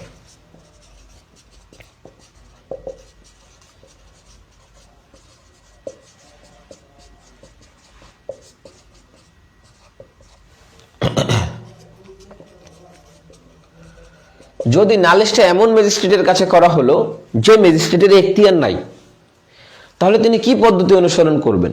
এই বিষয়টা নিয়ে বলছে সেকশন 201। 201-এ বলছে এই ম্যাজিস্ট্রেট দুইটা বিষয় দেখবেন। কি দেখবেন? প্রথমে দেখবেন যে এটা লিখিত করেছে নাকি মৌখিক করেছে, এই পরে ব্যবস্থা। যদি দেখেন যে নালিশটা লিখিত ফরম্যাটে করেছেন, তাহলে ম্যাজিস্ট্রেট কি করবেন? তিনি উপযুক্ত আদালতে নালিশটি ফেরত পাঠাবেন। তাহলে উপযুক্ত আদালতে ফেরত দিবেন। উপযুক্ত আদালত বলতে উপযুক্ত ম্যাজিস্ট্রেট কোর্ট, যিনি আমলে গ্রহণ করতে পারে। ঠিক আছে? যদি এটাকে মৌখিকভাবে করা হয়, 201 ধারা থেকে দুইটা বিষয় বললি শেষ। যদি মৌখিকভাবে করা হয় তাহলে কি করবে? মৌখিকভাবে যদি করা হয় তাহলে ম্যাজিস্ট্রেট কি করবে? এই যে নালিশকারী আছেন, যিনি নালিশ নিয়ে এসেছেন, সেই নালিশকারীকে উপযুক্ত ম্যাজিস্ট্রেট কোর্টে পাঠিয়ে দিবেন যে এই কোর্টে গিয়ে আপনি নালিশটা করে আসেন। ক্লিয়ার? তাহলে দেখেন, যদি ভুল আদালতে অথবা এখতিয়ারবিহীন আদালত হয়, এখন ধরলাম আপনি এখতিয়ার সম্পন্ন আদালতই একটা নালিশ করেছেন, এখতিয়ার সম্পন্ন আদালতই আপনার নালিশটাকে রেকর্ড করেছে এই 200 ধারার যে দেখার যে পদ্ধতি আছে সেই পদ্ধতি অনুসারে রেকর্ড করার পরে এখন বললাম যে আপনি দুইটা কাজ হতে পারে। কি হতে পারে? এক হতে পারে যে প্রসেস ইস্যু করতে পারে, সমন বা ওয়ারেন্ট দিতে পারে, আমলে গ্রহণ করতে পারে, আর একটা পরে তদন্ত বা অনুসন্ধানে প্রেরণ করতে পারে। তাহলে এই যে তদন্ত বা অনুসন্ধানে প্রেরণ করে, এই তদন্ত বা অনুসন্ধানে প্রেরণ করে কোথায়? সেকশন 202। তাহলে আমরা দেখব যে 202-এর তদন্ত বা অনুসন্ধান। এখন দেখেন 202-এ যে তদন্ত বা অনুসন্ধান, এটা কিসের জন্য করে? সত্যতা বা মিথ্যা নির্ধারণের উদ্দেশ্যে অনুসন্ধান করে।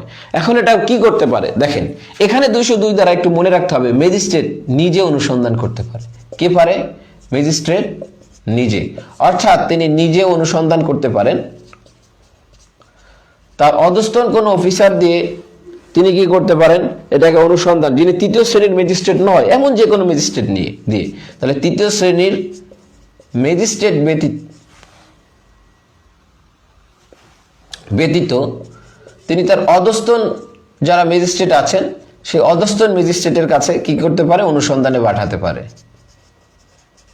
তিনি যারা পুলিশ আছে, পুলিশ অথবা অন্য যে কোনো ব্যক্তির কাছে, পুলিশ বা অন্য যে কোনো ব্যক্তির কাছে তদন্তে প্রেরণ করতে পারেন। তাহলে এই তদন্ত বা অনুসন্ধানে প্রেরণ করার এখতিয়ার কার রয়েছে? ম্যাজিস্ট্রেটের 202 ধারায় রয়েছে। এখন ধরেন যে বিষয়টা, সেটা হচ্ছে এই যে তদন্ত রিপোর্ট, তাহলে এই যে তদন্ত, আমরা একটা তদন্ত দেখেছি কি এফআইআর যদি হয়, একটু ফ্ল্যাশব্যাক করি। এফআইআর হলে তদন্ত 156 ধারা অনুযায়ী কি করবে? পুলিশ। জিডি যদি হয় এটার তদন্ত 155(2) অনুযায়ী করবে পুলিশ। এখানেও পুলিশের কাছে তদন্তে পাঠানো যায়। তাহলে আপনারা জানেন যে পুলিশ যে তদন্ত রিপোর্টটা দেয়, সেই তদন্ত রিপোর্টটা দেয় কোন অনুযায়ী? আমাদের যে সিআরপিসি আছে, সিআরপিসির 173 ধারা অনুযায়ী তদন্ত রিপোর্টটা দেয়। এখন একটা নালিশ অ্যাকসেপ্ট করে, একটা নালিশ গ্রহণ করে ম্যাজিস্ট্রেট যদি কোনো তদন্ত পাঠায়, এই তদন্ত তিনি কি 156, 155 ধারা তদন্তে পাঠাতে পারবেন? মানে এফআইআর এর মতো বা জিডির মতো। তিনি যদি 202 ধারায় কোনো তদন্তে পাঠায়, তাহলে এই 202 ধারার রিপোর্টটা আসবে কত ধারায়? কমেন্ট করে ফেলুন। এটা কি 173 ধারায় আসবে? পুলিশের রিপোর্ট, তদন্তের রিপোর্টটা কি 173 ধারায় আসবে না অন্য কোনো ধারায় আসবে?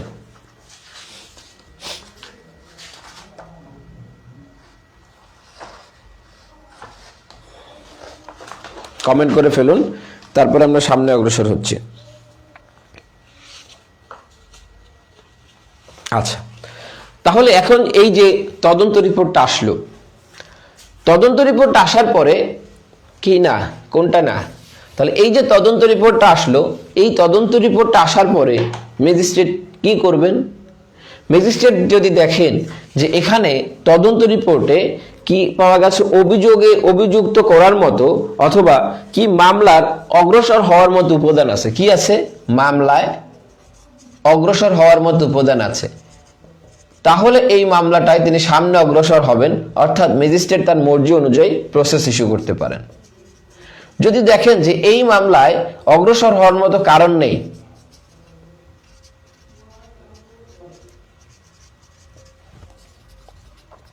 তাহলে ম্যাজিস্ট্রেট এটাকে 203 দ্বারা এই মামলাটাকে কি করে দিতে পারেন?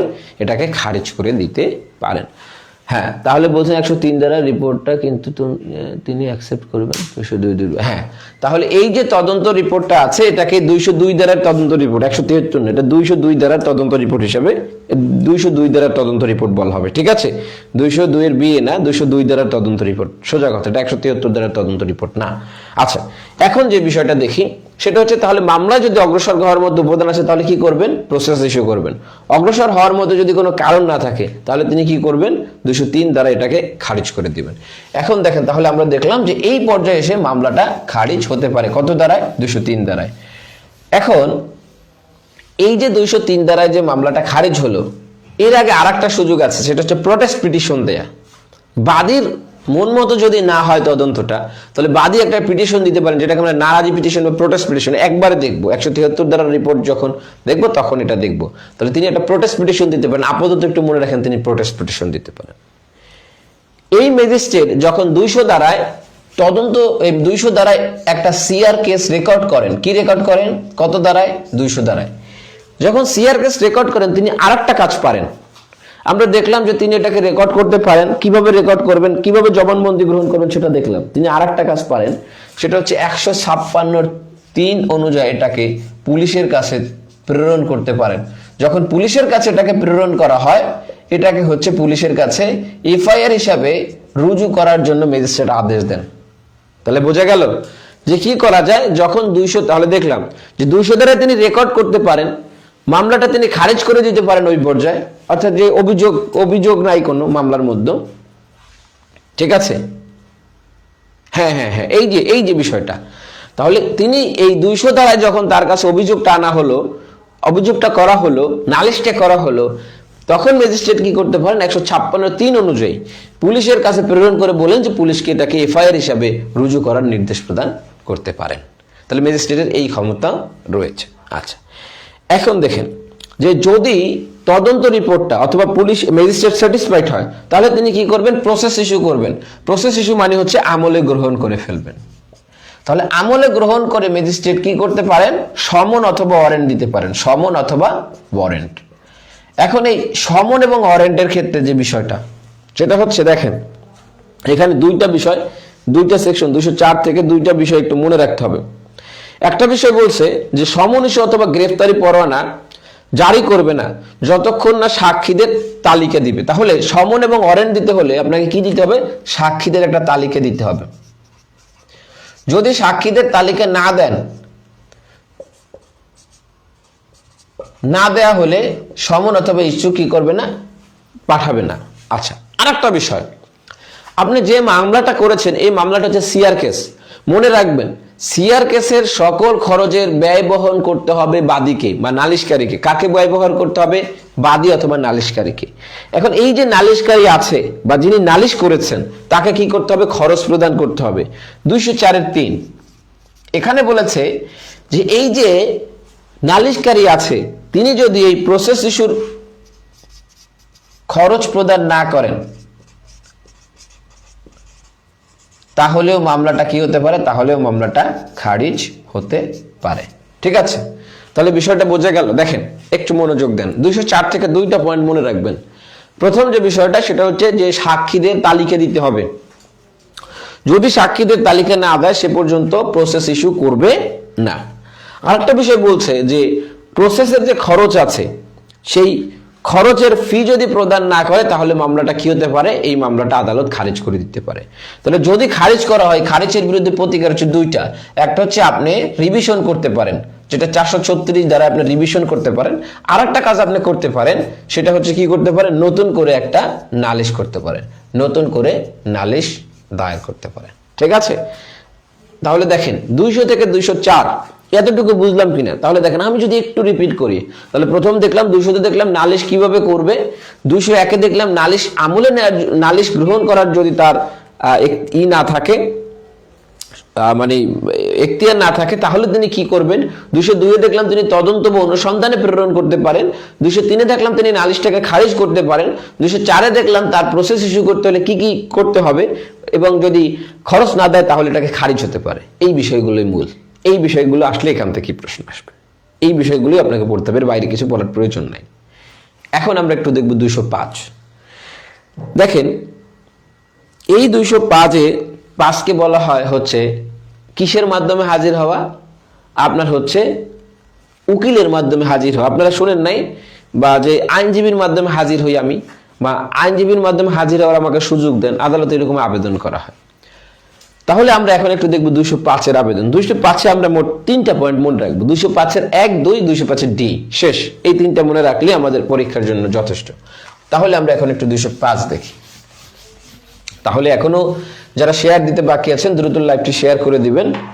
আমরা এখন পর্যন্ত মামলার পূর্ব পর্যায়ে আছি এবং দেখেছি যে 3টে উপায়ে যে মামলা করার সুযোগ বা অভিযোগ আনায়ন করা যায় সেই বিষয়গুলো নিয়ে কথা বলছি। দেখেন 205-এর 1 এখানে বলছে ব্যক্তিগত হাজিরা হতে অব্যাহতি। তাহলে একটা কথা কি বলছে, ব্যক্তিগত হাজিরা হতে অব্যাহতি চেয়েছেন।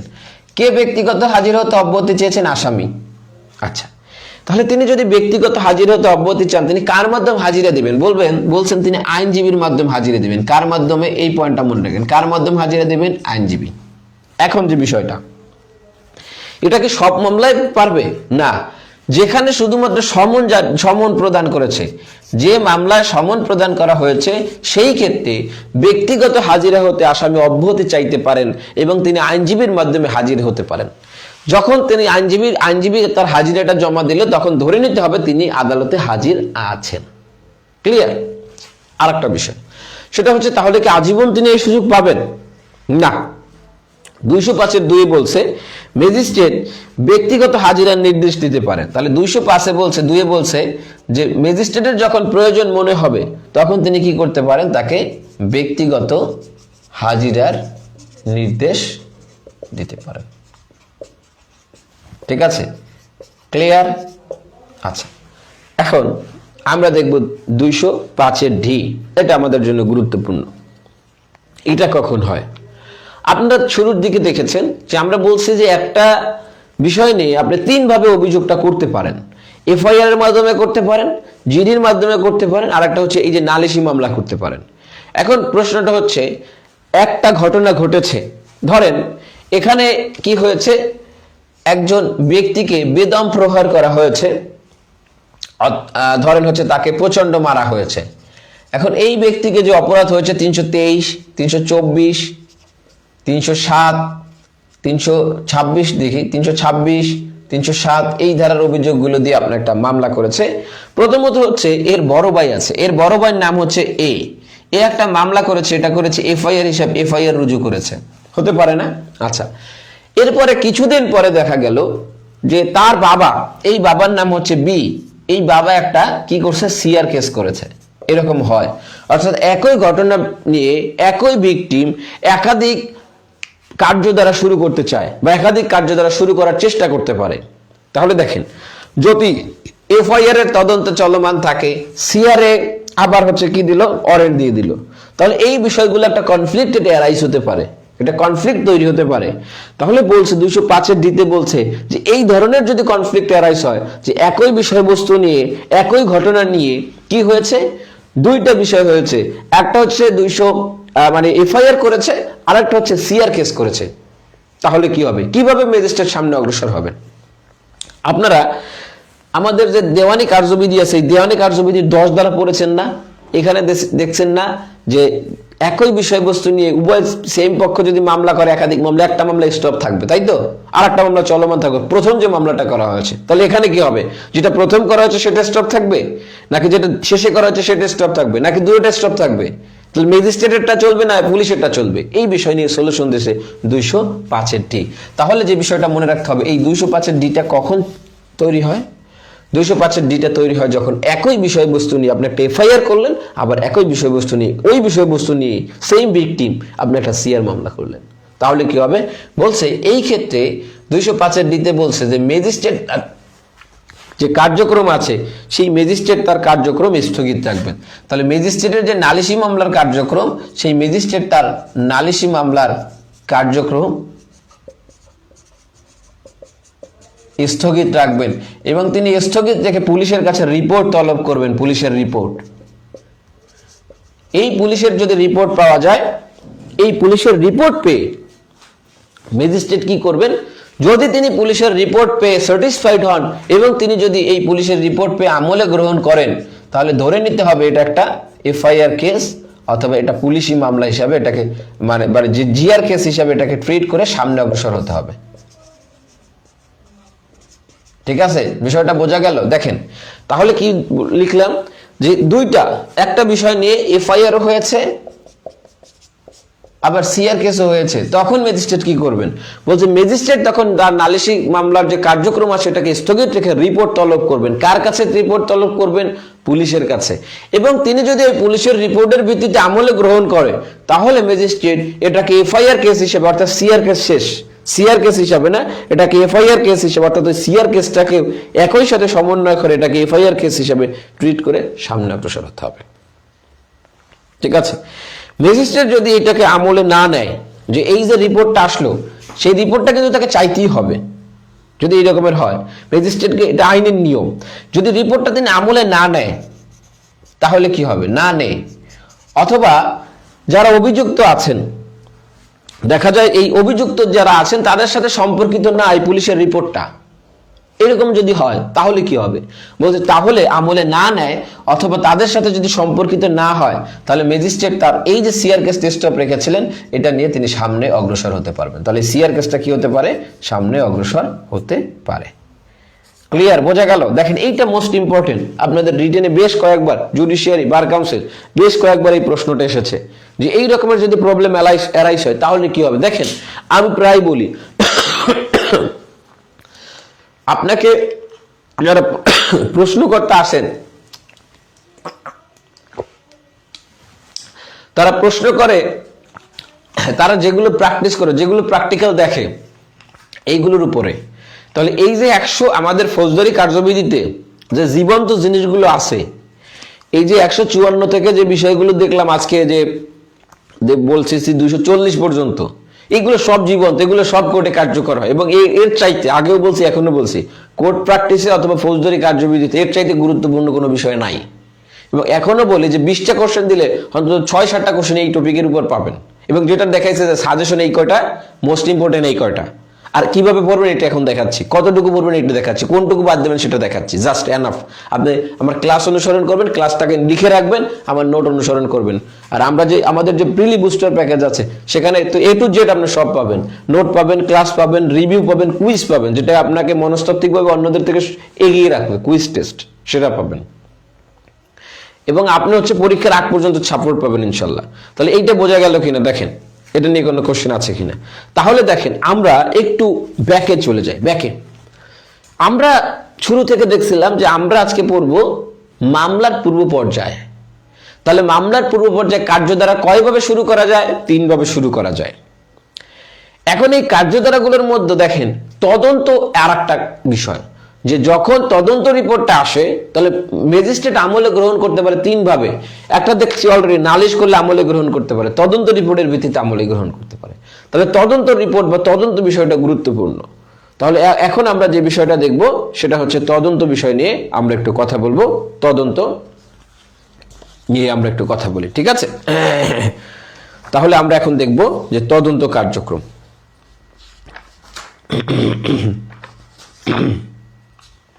তাহলে তদন্ত কার্যক্রম যদি আমাদের দেখতে হয় তাহলে আমাদের শুরু করতে হবে সেকশন 157 থেকে। তো এখানে গুরুত্বপূর্ণ বিষয়গুলো আমরা দেখব, যে বিষয়গুলো আমাদের পরীক্ষার জন্য প্রয়োজন।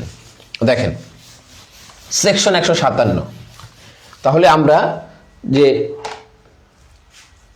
যে বিষয়টা বলছিলাম, যে আমরা শুরুতে দেখেছিলাম যে মামলার পূর্ব পর্যায়ে। তাহলে মামলার পূর্ব পর্যায়ে আমরা 2টা বিষয় দেখব। একটা হচ্ছে অভিযোগ বা যে দায়ের, অভিযোগ দায়েরের পদ্ধতি দেখব। পদ্ধতি নিয়ে অলরেডি কথা বলা শেষ। দ্বিতীয় যে স্টেপটা আছে সেই স্টেপটা নিয়ে আমরা কথা বলছি, অর্থাৎ এই স্টেপে আমরা কথা বলতেছি যে তদন্ত কার্যক্রম নিয়ে। তাহলে এখন আমরা দেখি তদন্ত যে বিষয়টা যদি আমাকে দেখতে হয় তাহলে আমাদের শুরু করতে হবে সেকশন 157 থেকে। 157 থেকে একবার কোশ্চেন এসেছে, এটা সম্ভবত জুডিশিয়ারিতে এসেছিল।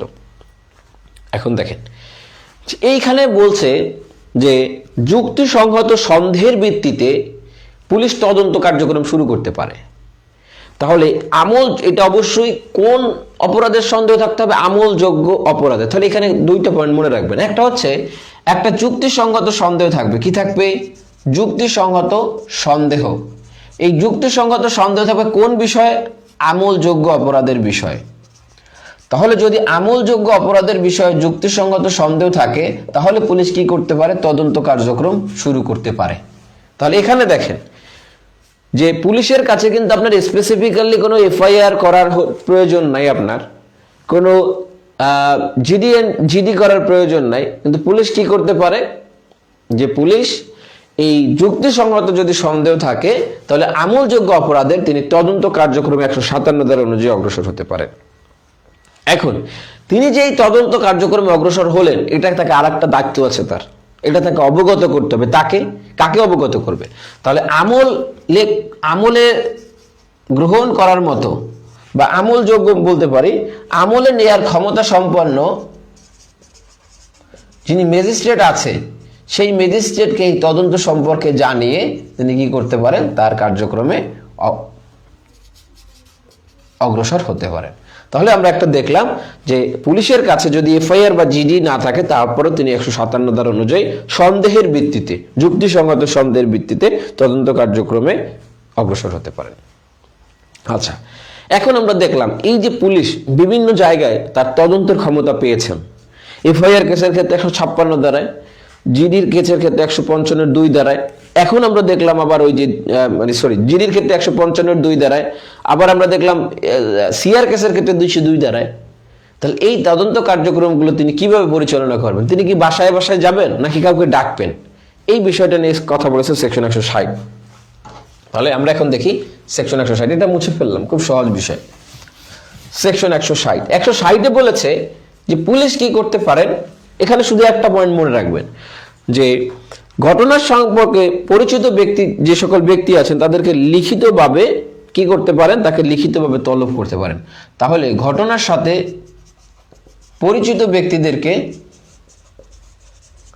লিখিত যে তলব করার ক্ষমতা, এই তলব করার ক্ষমতা কত ধারায় দিয়েছে? তলব করার ক্ষমতা প্রদান করেছে এবং এই ক্ষমতাটা তিনি 160 ধারা অনুযায়ী প্রয়োগ করতে পারেন। এরপর দেখেন যে পুলিশ যখন কোনো ব্যক্তিকে তলব করে অথবা ঘটনাস্থলে যায় তখন পুলিশের একটা কাজ আছে। এই কাজটা কি? পুলিশ যা যা বিষয় দেখলেন, যে সকল ব্যক্তিদেরকে পর্যালোচনা করলেন বা যে সকল ব্যক্তিদেরকে পর্যবেক্ষণ করলেন, যাদেরকে কিছু বিষয় এই ঘটনা সম্পর্কিত জানার বিষয় জিজ্ঞেস করলেন, তাদের বক্তব্যটা নেবেন না? তাহলে এটাকে আমরা বলে থাকি পুলিশের কর্তৃক সাক্ষী গ্রহণ, অথবা আমরা বলে থাকি পুলিশ কর্তৃক সাক্ষীর জবানবন্দি গ্রহণ। তাহলে পুলিশ কর্তৃক এই যারা সাক্ষী আছেন এদের জবানবন্দি গ্রহণ করে পুলিশের 161 ধারায়। তাহলে পুলিশ কর্তৃক সাক্ষ্য গ্রহণ। তাহলে এই যে পুলিশ কর্তৃক যারা এই ঘটনাস্থলে ছিলেন, ঘটনা সম্পর্কে জানেন, এদের বিভিন্ন প্রশ্ন করবেন এবং এরা যে সকল উত্তর দেয় সেই উত্তরগুলো পুলিশ এখানে লিপিবদ্ধ করবেন। এখন একটা বিষয় মনে রাখতে হবে যে পুলিশ কিন্তু এখানে কাউকে উত্তর দিতে বাধ্য করতে পারবে না। তাহলে মনে রাখতে হবে পুলিশ এখানে কাউকে উত্তর দিতে বাধ্য করতে পারে না। এইটা একটা পয়েন্ট মনে রাখবেন। আরেকটা বিষয় মনে রাখতে হবে, তাহলে এই পুলিশ কি করবেন? এই যে তিনি ঘটনাগুলো লিপিবদ্ধ করলেন, যাদের সাক্ষ্য গ্রহণ করলেন, এগুলোকে সব একদম গদবাদে লিপিবদ্ধ করবেন না। এটা প্রত্যেকটাকে কি করতে হবে? যে এই বিবৃতিটা, প্রত্যেকের বিবৃতিটাকে আলাদা আলাদাভাবে লিপিবদ্ধ করতে হবে। প্রত্যেকের বিবৃতি কি করতে হবে? আলাদা আলাদাভাবে লিপিবদ্ধ করতে হবে। ঠিক আছে? আচ্ছা, এখন দেখেন পুলিশের কাছে আমরা যে স্টেটমেন্টটা দিয়েছি, আমি একজন সাধারণ মানুষ, পুলিশ আমাকে ডেকেছে, বলছে যে আপনি এইখানে একটা জখম হয়েছে, আপনি জখম সম্পর্কে কি জানেন? আমি একটা স্টেটমেন্ট দিলাম। তাহলে এখানে কি আমি এই যে স্টেটমেন্টে দেখেন, আমি যখন এফআইআর করেছি আমি পুলিশের কাছে স্বাক্ষর দিয়েছি, আমি যখন সিআর কেস করেছি আমি ম্যাজিস্ট্রেটের কাছে আমার স্বাক্ষর করেছি। এখন এই 161 ধারার জবানবন্দিটা আমি যখন দিব তখন কি আমার স্বাক্ষর করতে হবে? দেখেন এই বিষয়টা নিয়ে বলছে সেকশন 162, আপনাদের জন্য খুব গুরুত্বপূর্ণ।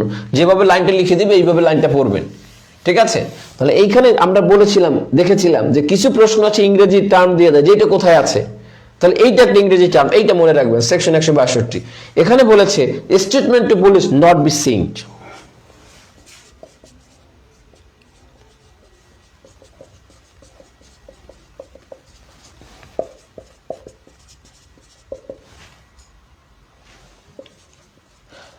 তাহলে কি বলছে এর অর্থ?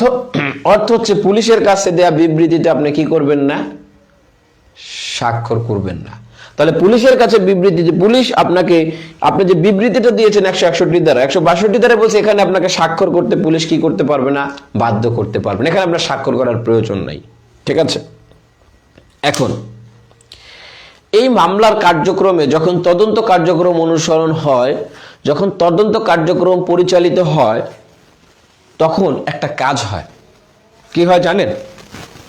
অনেক সময় দেখা যায় যে যে দোষী ব্যক্তি আছে তিনি তার দোষটাকে স্বীকার করতে চায়, তিনি কনফেশন দিতে চায়।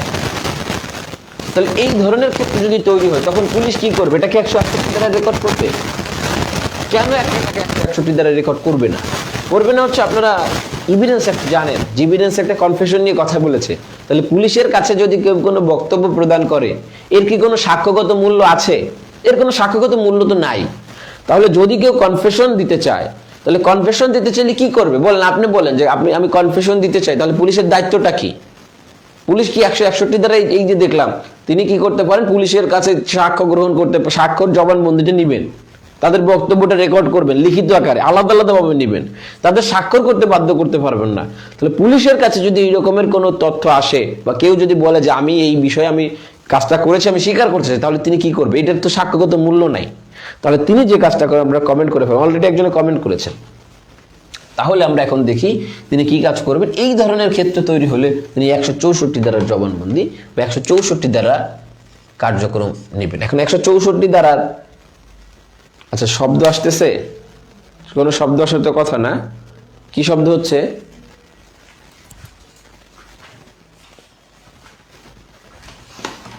অন্য কারো শব্দ হচ্ছে? শব্দ আসার তো কথা না। কি শব্দ হচ্ছে?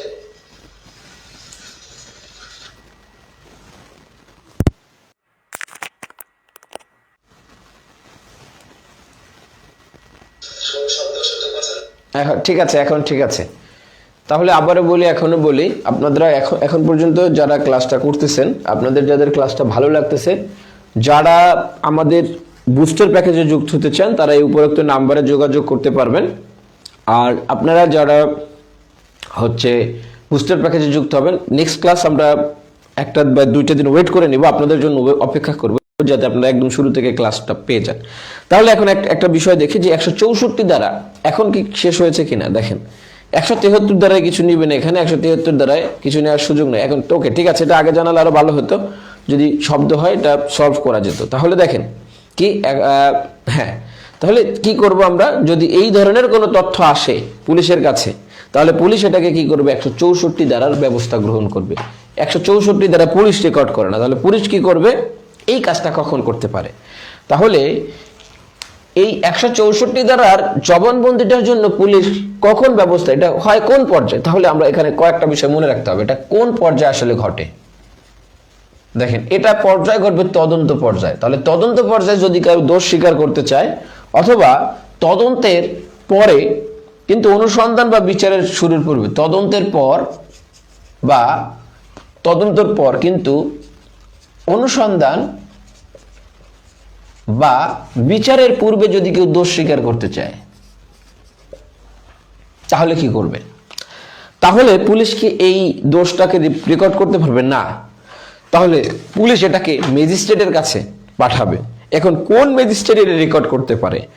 যে কোনো ম্যাজিস্ট্রেট রেকর্ড করতে পারবে? তৃতীয় শ্রেণীর ম্যাজিস্ট্রেট রেকর্ড করতে পারবে না। এখন আমরা দেখি তাহলে কোন ম্যাজিস্ট্রেট এই দোষ স্বীকার রেকর্ড করতে পারে। দেখেন, তাহলে এখানে ম্যাজিস্ট্রেট রেকর্ড করতে পারে। মেট্রোপলিটন ম্যাজিস্ট্রেটের নাম শুনেছেন, প্রথম শ্রেণীর ম্যাজিস্ট্রেটের নাম শুনেছেন, তাহলে যিনি মেট্রোপলিটন ম্যাজিস্ট্রেট আছেন তিনি এইটাকে রেকর্ড করতে পারেন।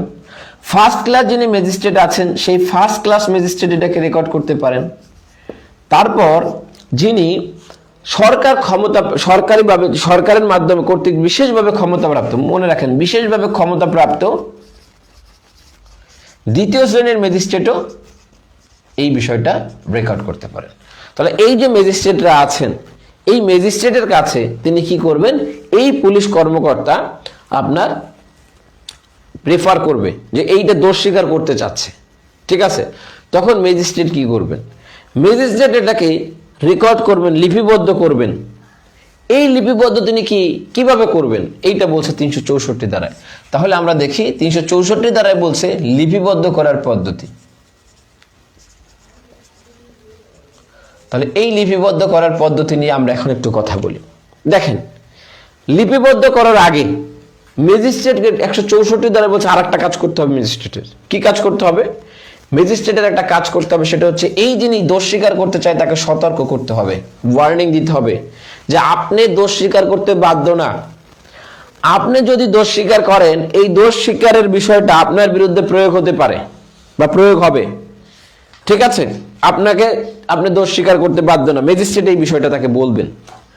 বলার পরে তিনি যদি যে রাজি হয় যে না, তারপর তিনি দোষ স্বীকার করবেন, তখনই ম্যাজিস্ট্রেট এইটাকে 364 ধারা অনুযায়ী রেকর্ড করার ব্যবস্থা গ্রহণ করবে। তাহলে আমি কি বিষয়টা বুঝাতে পেরেছি যে ম্যাজিস্ট্রেট কিন্তু পুলিশ নিয়ে আসলো, ম্যাজিস্ট্রেট দোষ রেকর্ড করা শুরু করে দিলে ব্যাপারটা এমন নয়, তিনি তাকে ওয়ার্নিং দিবে, এটা 164 ধারায় বলা আছে। তারপর কি করবে? হুই স্পেশাল, এটা যাকে দ্বিতীয় শ্রেণীর ম্যাজিস্ট্রেট হিসেবে যারা আছেন তাদেরকে যদি এই ক্ষমতাটা দেওয়া হয় তখন, ঠিক আছে, এটা স্পেশাল ম্যাজিস্ট্রেট না, বিশেষ ক্ষমতাপ্রাপ্ত মানে হচ্ছে দ্বিতীয় শ্রেণীর ম্যাজিস্ট্রেটকে যদি এই ক্ষমতাটা দেয় তখন। আচ্ছা, তাহলে আমরা এখন দেখি যে এই 364 ধারার জবানবন্দি, 364 ধারায় কি কি বিষয় লক্ষ্য রাখবে। প্রথমত যে বিষয়টা সেটা হচ্ছে এই রেকর্ডের ভাষাটা হবে কি রকম। বলছে এইটার ভাষাটা হবে যে ভাষায় জবানবন্দি দিয়েছে, যে ভাষায় জবানবন্দি প্রদান করে সেই ভাষায় রেকর্ড হবে, বা ইংরেজি যদি ভাষা থাকে ইংরেজি বা আদালতের ভাষায়, এই ভাষায় হচ্ছে এই জবানবন্দিটা রেকর্ড হবে। দ্বিতীয় বলেছে যে এই যে রেকর্ডটা করবে, এই রেকর্ডটায় স্বাক্ষর দিতে হবে। কার স্বাক্ষর থাকবে? যিনি এই জবানবন্দিটা দিয়েছেন, অর্থাৎ 164 ধারার যিনি জবানবন্দিটা দিয়েছেন, যিনি দোষ স্বীকার করেছেন, তার এখানে স্বাক্ষর থাকবে। যিনি ম্যাজিস্ট্রেট আছেন সেই ম্যাজিস্ট্রেটের এখানে একটা স্বাক্ষর থাকবে। তাহলে দেখেন, যে ভাষায় জবানবন্দি দিয়েছে সেই ভাষা অথবা ইংরেজি ভাষা অথবা আদালত, এই তিনটা পয়েন্ট মনে রাখেন 364 জন্য। স্বাক্ষর করবেন কে? স্বাক্ষর করবেন ম্যাজিস্ট্রেট, একটা স্বাক্ষর করবেন। যিনি জবানবন্দি গ্রহণ দিয়েছেন তিনি একটা স্বাক্ষর করবেন, এবং এখানে ম্যাজিস্ট্রেট একটা প্রত্যয়ন দিবেন। এই প্রত্যয়নে তিনি লিখবেন যে আপনার ম্যাজিস্ট্রেটের উপস্থিতিতে এই জবানবন্দিটা গ্রহণ করা হচ্ছে, এই বিষয়টা লিখবেন। এটা রিটেনের আলোচনা, প্রিলির জন্য এই 3টা পয়েন্ট মনে রাখবেন। তাহলে কোন ভাষায় কে স্বাক্ষর করবেন, কে স্বাক্ষর করবেন, এই বিষয়টা মনে রাখতে হবে। রিটেনের জন্য আমাদের সাক্ষ্যগত মূল্য দেখতে হবে, প্রত্যয়নের বিষয়টা দেখতে হবে, স্মারকলিপি যে প্রস্তুত করবে ম্যাজিস্ট্রেট কিভাবে প্রস্তুত করবে এটা দেখতে হবে। প্রিলির জন্য এতটুকুই এনাফ। তাহলে 164 ধারার জবানবন্দিটা কোন ধারার পদ্ধতি অনুসরণ করে লিখতে হবে? 364 ধারার জবানবন্দি। এই 364 ধারার পদ্ধতি অনুসরণ করার আগে ম্যাজিস্ট্রেটকে কি করতে হবে? তাকে ওয়ার্নিং দিতে হবে। কোন শ্রেণীর ম্যাজিস্ট্রেট এটা করতে পারে, পুলিশের দায়িত্ব কি, কোন পর্যায়টা নিতে পারে, এই আশা করি এতটুকু জানলেই এই 164 ধারা থেকে চলবে। ঠিক আছে, আপনারা এখন পর্যন্ত যারা ক্লাস করতেছেন আপনাদের ক্লাসটা কেমন লাগতেছে, ক্লাস বুঝতেছেন কিনা এটা একটু জানিয়ে ফেলবেন খুব দ্রুত সময়ের মধ্যে। এখনো যারা শেয়ার দেন নাই শেয়ার দিয়ে ডান লিখবেন। এখনো অনেক রাত, অলরেডি 1.5 ঘন্টার প্লাস ক্লাস শেষ হয়েছে। আমরা আপনার হচ্ছে এখনো আপনারা প্রায় 80+ স্টুডেন্ট আমাদের সাথে যুক্ত আছেন। আপনারা যারা প্রিলি বুস্টার প্যাকেজে যুক্ত হয়েছেন তারা জানাবেন। এখন আমরা যে জিনিসটা দেখব সেটা হচ্ছে আপনারা দেখেন যে পুলিশ তার যখন তদন্ত কার্যক্রম পরিচালনা করে তখন অনেক জিনিস জব্দ করে, অনেক জায়গায় তল্লাশি কার্যক্রম পরিচালনা করে। তাহলে এই যে পুলিশ তল্লাশি কার্যক্রম পরিচালনা করে, সেই তল্লাশি কার্যক্রম পরিচালনার ক্ষমতাটা তিনি কোথায় পেল? দেখেন, থ্যাংক ইউ কাইসার হামিদ, অসাধারণ লিখেছেন। আনিস, আপনার good and well, thank you, ক্লাসটা অনেক সুন্দর, থ্যাংক ইউ। আপনারা আপনাদের বন্ধুদেরকে অবশ্যই রেফার করবেন, অনেক ভালো, থ্যাংক ইউ আসাদুজ্জামান জুয়েল। ওকে, তাহলে দেখেন পুলিশ কি করে, একটা তল্লাশি চালায় না? দেখেন এই তল্লাশিতে পুলিশ চালানোর ক্ষমতাটা তদন্তের সময় কোথায় পেল? তাকে আদালত থেকে পারমিশন নিতে হয় যে আমি তল্লাশি চালাবো, আমাকে পারমিশন দেন? নো। তাহলে এইটা ক্ষমতাটা তিনি পায় 165 ধারায়। তাহলে শুধু একটা পয়েন্ট মনে রাখবেন 165 ধারা থেকে, যে পুলিশের যে তল্লাশি কার্যক্রম, সেই তল্লাশি কার্যক্রমের অনুমোদন বা তল্লাশি কার্যক্রম যে পরিচালনা করতে পারে সেটা কত ধারা অনুযায়ী পারে? 165। ঠিক আছে, তাহলে দেখেন যে তদন্তের জন্য প্রয়োজনীয় জিনিস, তাহলে কিসের জন্য? তদন্তের জন্য প্রয়োজনীয় জিনিস উদ্ধার করতে বা প্রয়োজনীয় জিনিসের ব্যাপার উদ্ঘাটন করতে, প্রয়োজনীয় জিনিস বের করতে, প্রয়োজনীয় জিনিসের ব্যাপারে তিনি তল্লাশি কার্যক্রম পরিচালনা করতে পারেন। এই তল্লাশি কার্যক্রমের পরিচালনা করতে অনুমতি তিনি 165 ধারায় পেয়েছেন। এখানে তার স্পেশালি কোনো ম্যাজিস্ট্রেট অথবা অন্য কোনো ব্যক্তিবর্গের কাছ থেকে অনুমোদন নেওয়ার প্রয়োজন নেই। এখন দেখেন, তাহলে এই যে ম্যাজিস্ট্রেট, থ্যাংক ইউ যারা কমেন্ট করতেছেন, ঠিক আছে, এরকম ক্লাস পেলে স্যার ইনশাল্লাহ অবশ্যই বসে পাস করতে পারবেন। থ্যাংক ইউ মানু, নেক্সট থ্যাংক ইউ।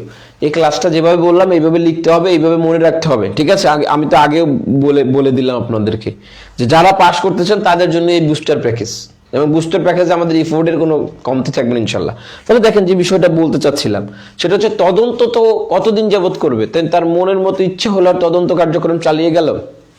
আচ্ছা, আরেকটা বিষয় যে পুলিশ যখন তদন্ত কার্যক্রম করে তখন দেখবেন পুলিশ একটা কাজ করে, মাঝে মাঝে রিমান্ডের আবেদন করে না? সেই রিমান্ডের আবেদনটা আফিফা বুসরা অ্যামাইজিং ক্লাস, থ্যাংক ইউ, উনি আমার ফিজিক্যাল ব্যাচের স্টুডেন্ট। ও আচ্ছা, আরেকটা বিষয়, আমাদের যে বুস্টার প্যাকেজের অফলাইনে যারা ক্লাস করতে চান, অফলাইনে 7ই ফেব্রুয়ারি থেকে শুরু হচ্ছে। 7ই ফেব্রুয়ারি অফলাইনে ঢাকার ফার্মগেটের আরিস হোম সেন্টারের G21 নাম্বার রুমে যারা অফলাইনে করতে চান তারা 7ই ফেব্রুয়ারি যুক্ত হতে পারেন, ওই ক্লাসটা ওপেন থাকবে। আর আপনারা যারা অনলাইনে যুক্ত হতে চান তারা তো খুব দ্রুত এই নাম্বারে অথবা আমাকে যে ইনবক্স আছে ইনবক্সে যোগাযোগ করবেন, খুব দ্রুত যোগাযোগ করবেন। আচ্ছা, এখন দেখেন এই রিমান্ডে চাইতে পারে। এখন আমরা একটু রিমান্ড নিয়ে কথা বলি। দেখেন, রিমান্ডে চাওয়ার পূর্ব শর্ত হচ্ছে সেকশন 167 বলেছে যদি যে অভিযোগটা হয়, পুলিশ যদি এই অভিযোগটা দেখে যে এই অভিযোগটা দৃঢ় ভিত্তিক, কি ভিত্তিক? দৃঢ় ভিত্তিক, এবং তিনি তার 24 ঘন্টা সময়ের মধ্যে যদি তদন্ত শেষ না করতে পারে, কত ঘন্টা? 24 ঘন্টার সময়ের মধ্যে যদি তিনি তদন্ত শেষ না করতে পারে, তাহলে পুলিশ যদি মনে করে যে এই ব্যক্তির কাছ থেকে কি পাওয়া যাবে, আরো তথ্য পাওয়া যাবে, এই ঘটনা সম্পর্কে আরো ক্লারিফাই করা প্রয়োজন এই তদন্ত কার্যক্রমের স্বার্থে, তখন পুলিশ একটা কাজ করে।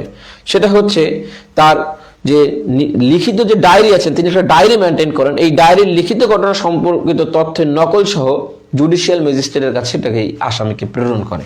তাহলে তার যে ডায়েরি আছে সেই ডায়েরির লিখিত ঘটনা সম্পর্কিত তথ্য সহ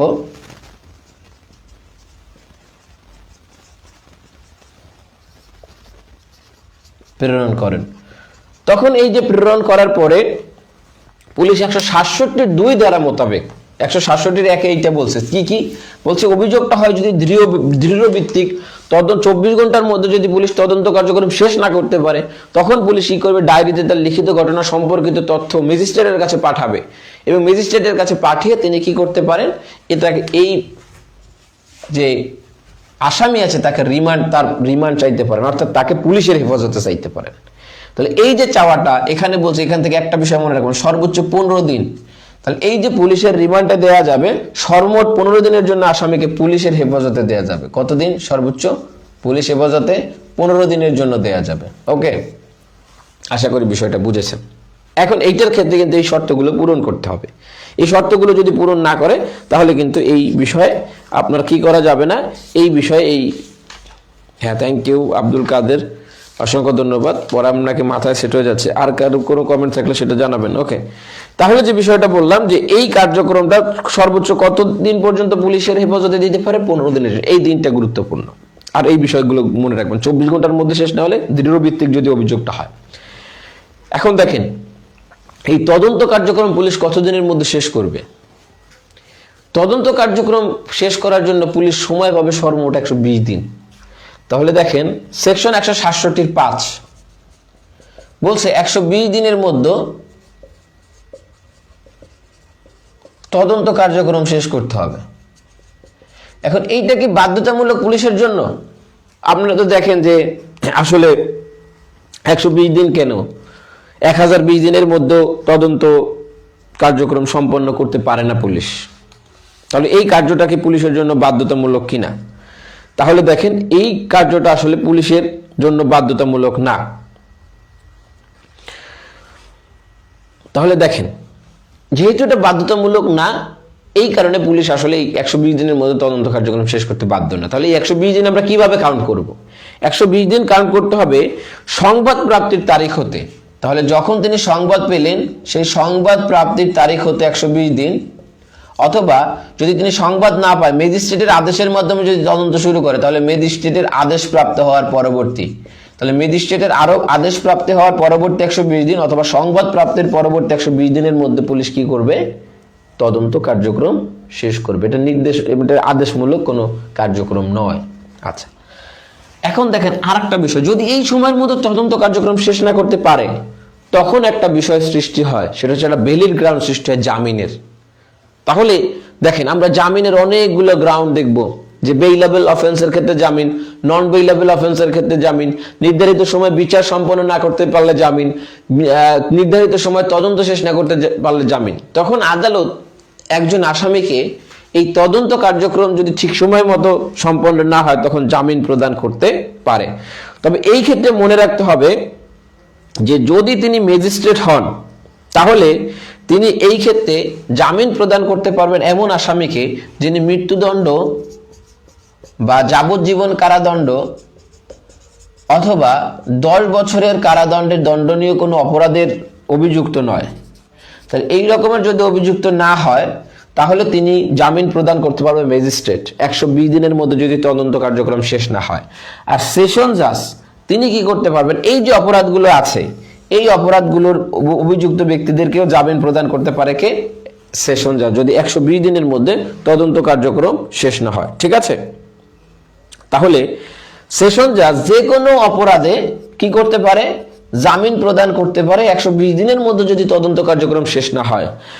আর ম্যাজিস্ট্রেট শুধু পারবে কোন ক্ষেত্রে? মৃত্যুদণ্ড, যাবজ্জীবন কারাদণ্ড তবে 10 বছরের অভিযুক্ত না হয়, অর্থাৎ এর কম ক্ষেত্রে পারবে কে? ম্যাজিস্ট্রেট। আর এর বেশি বা যে কোনো ক্ষেত্রে পারবে কে? সেশন জাজ। ঠিক আছে, তাহলে দেখেন এখানে কিন্তু সেশন জাজ এবং ম্যাজিস্ট্রেটেরও একটা ফাংশন আমরা দেখলাম জামিন দেওয়ার ক্ষেত্রে। কোন টাইম ফ্রেম এই 120 দিনের টাইম ফ্রেমটার উপর ভিত্তি করে। ক্লিয়ার? আচ্ছা, দেখেন অলরেডি আমরা 1 ঘন্টা 40 মিনিটের মতো ক্লাসে আছি। আপনারা এখনো 84 স্টুডেন্ট ক্লাস করছেন। আমি আসলে আজকে আর ক্লাস নিব না। আমার ইচ্ছে ছিল যে তদন্ত কার্যক্রমটা শেষ পর্যন্ত পড়াবো, কিন্তু তদন্ত কার্যক্রমের যে ফার্দার ইনভেস্টিগেশন এটা নিয়ে অনেক আলোচনার বিষয় আছে, কিছু আলোচনা আছে। 169 দ্বারা নিয়ে কিছু কথা আছে, 172, 73 এটা নিয়ে একটু আলোচনা আছে, যাতে আপনাদের ভালো করে বুঝতে পারেন। তো এই কারণে আর আগামীকালকে আমি ঢাকাতে যাব, অর্থাৎ আগামীকালে হাইকোর্টে আমার একটা কাজ আছে। সুতরাং হচ্ছে খুব সকালে আমি আমার এখান থেকে রওনা দিতে হবে, যার কারণে আজকে আর অগ্রসর হব না। আজকে এই পর্যন্তই আলোচনার বিষয়। আপনাদের যদি কোনো কমেন্ট থাকে সেই বিষয়গুলো আমি একটু পড়ার চেষ্টা করব। আপনারা যারা আমাদের বুস্টার প্যাকেজে যুক্ত হতে চান, অফলাইনে যারা যুক্ত হতে চান তারা 7ই ফেব্রুয়ারি আমাদের প্রথম ক্লাস শুরু। আর যারা অনলাইনে যুক্ত হতে চান তারা যুক্ত হয়ে নেবেন। আপনারা যারা কমেন্ট করেছেন তাদের কমেন্টগুলো একটু পড়ার চেষ্টা করব। আপনাদের ক্লাসটা কেমন লেগেছে এটা জানিয়ে ফেলবেন খুব দ্রুত। আপনারা যারা কমেন্ট করেছেন তাদের কমেন্টগুলো চেষ্টা করব। আচ্ছা,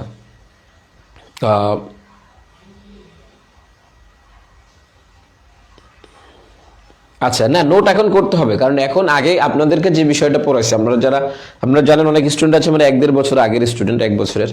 তো তাদেরকে যে বিষয়টা পড়াইছি এই বিষয়টা দেখেন, আমি কিন্তু এটার নাম কেন বুস্টার দিয়েছি?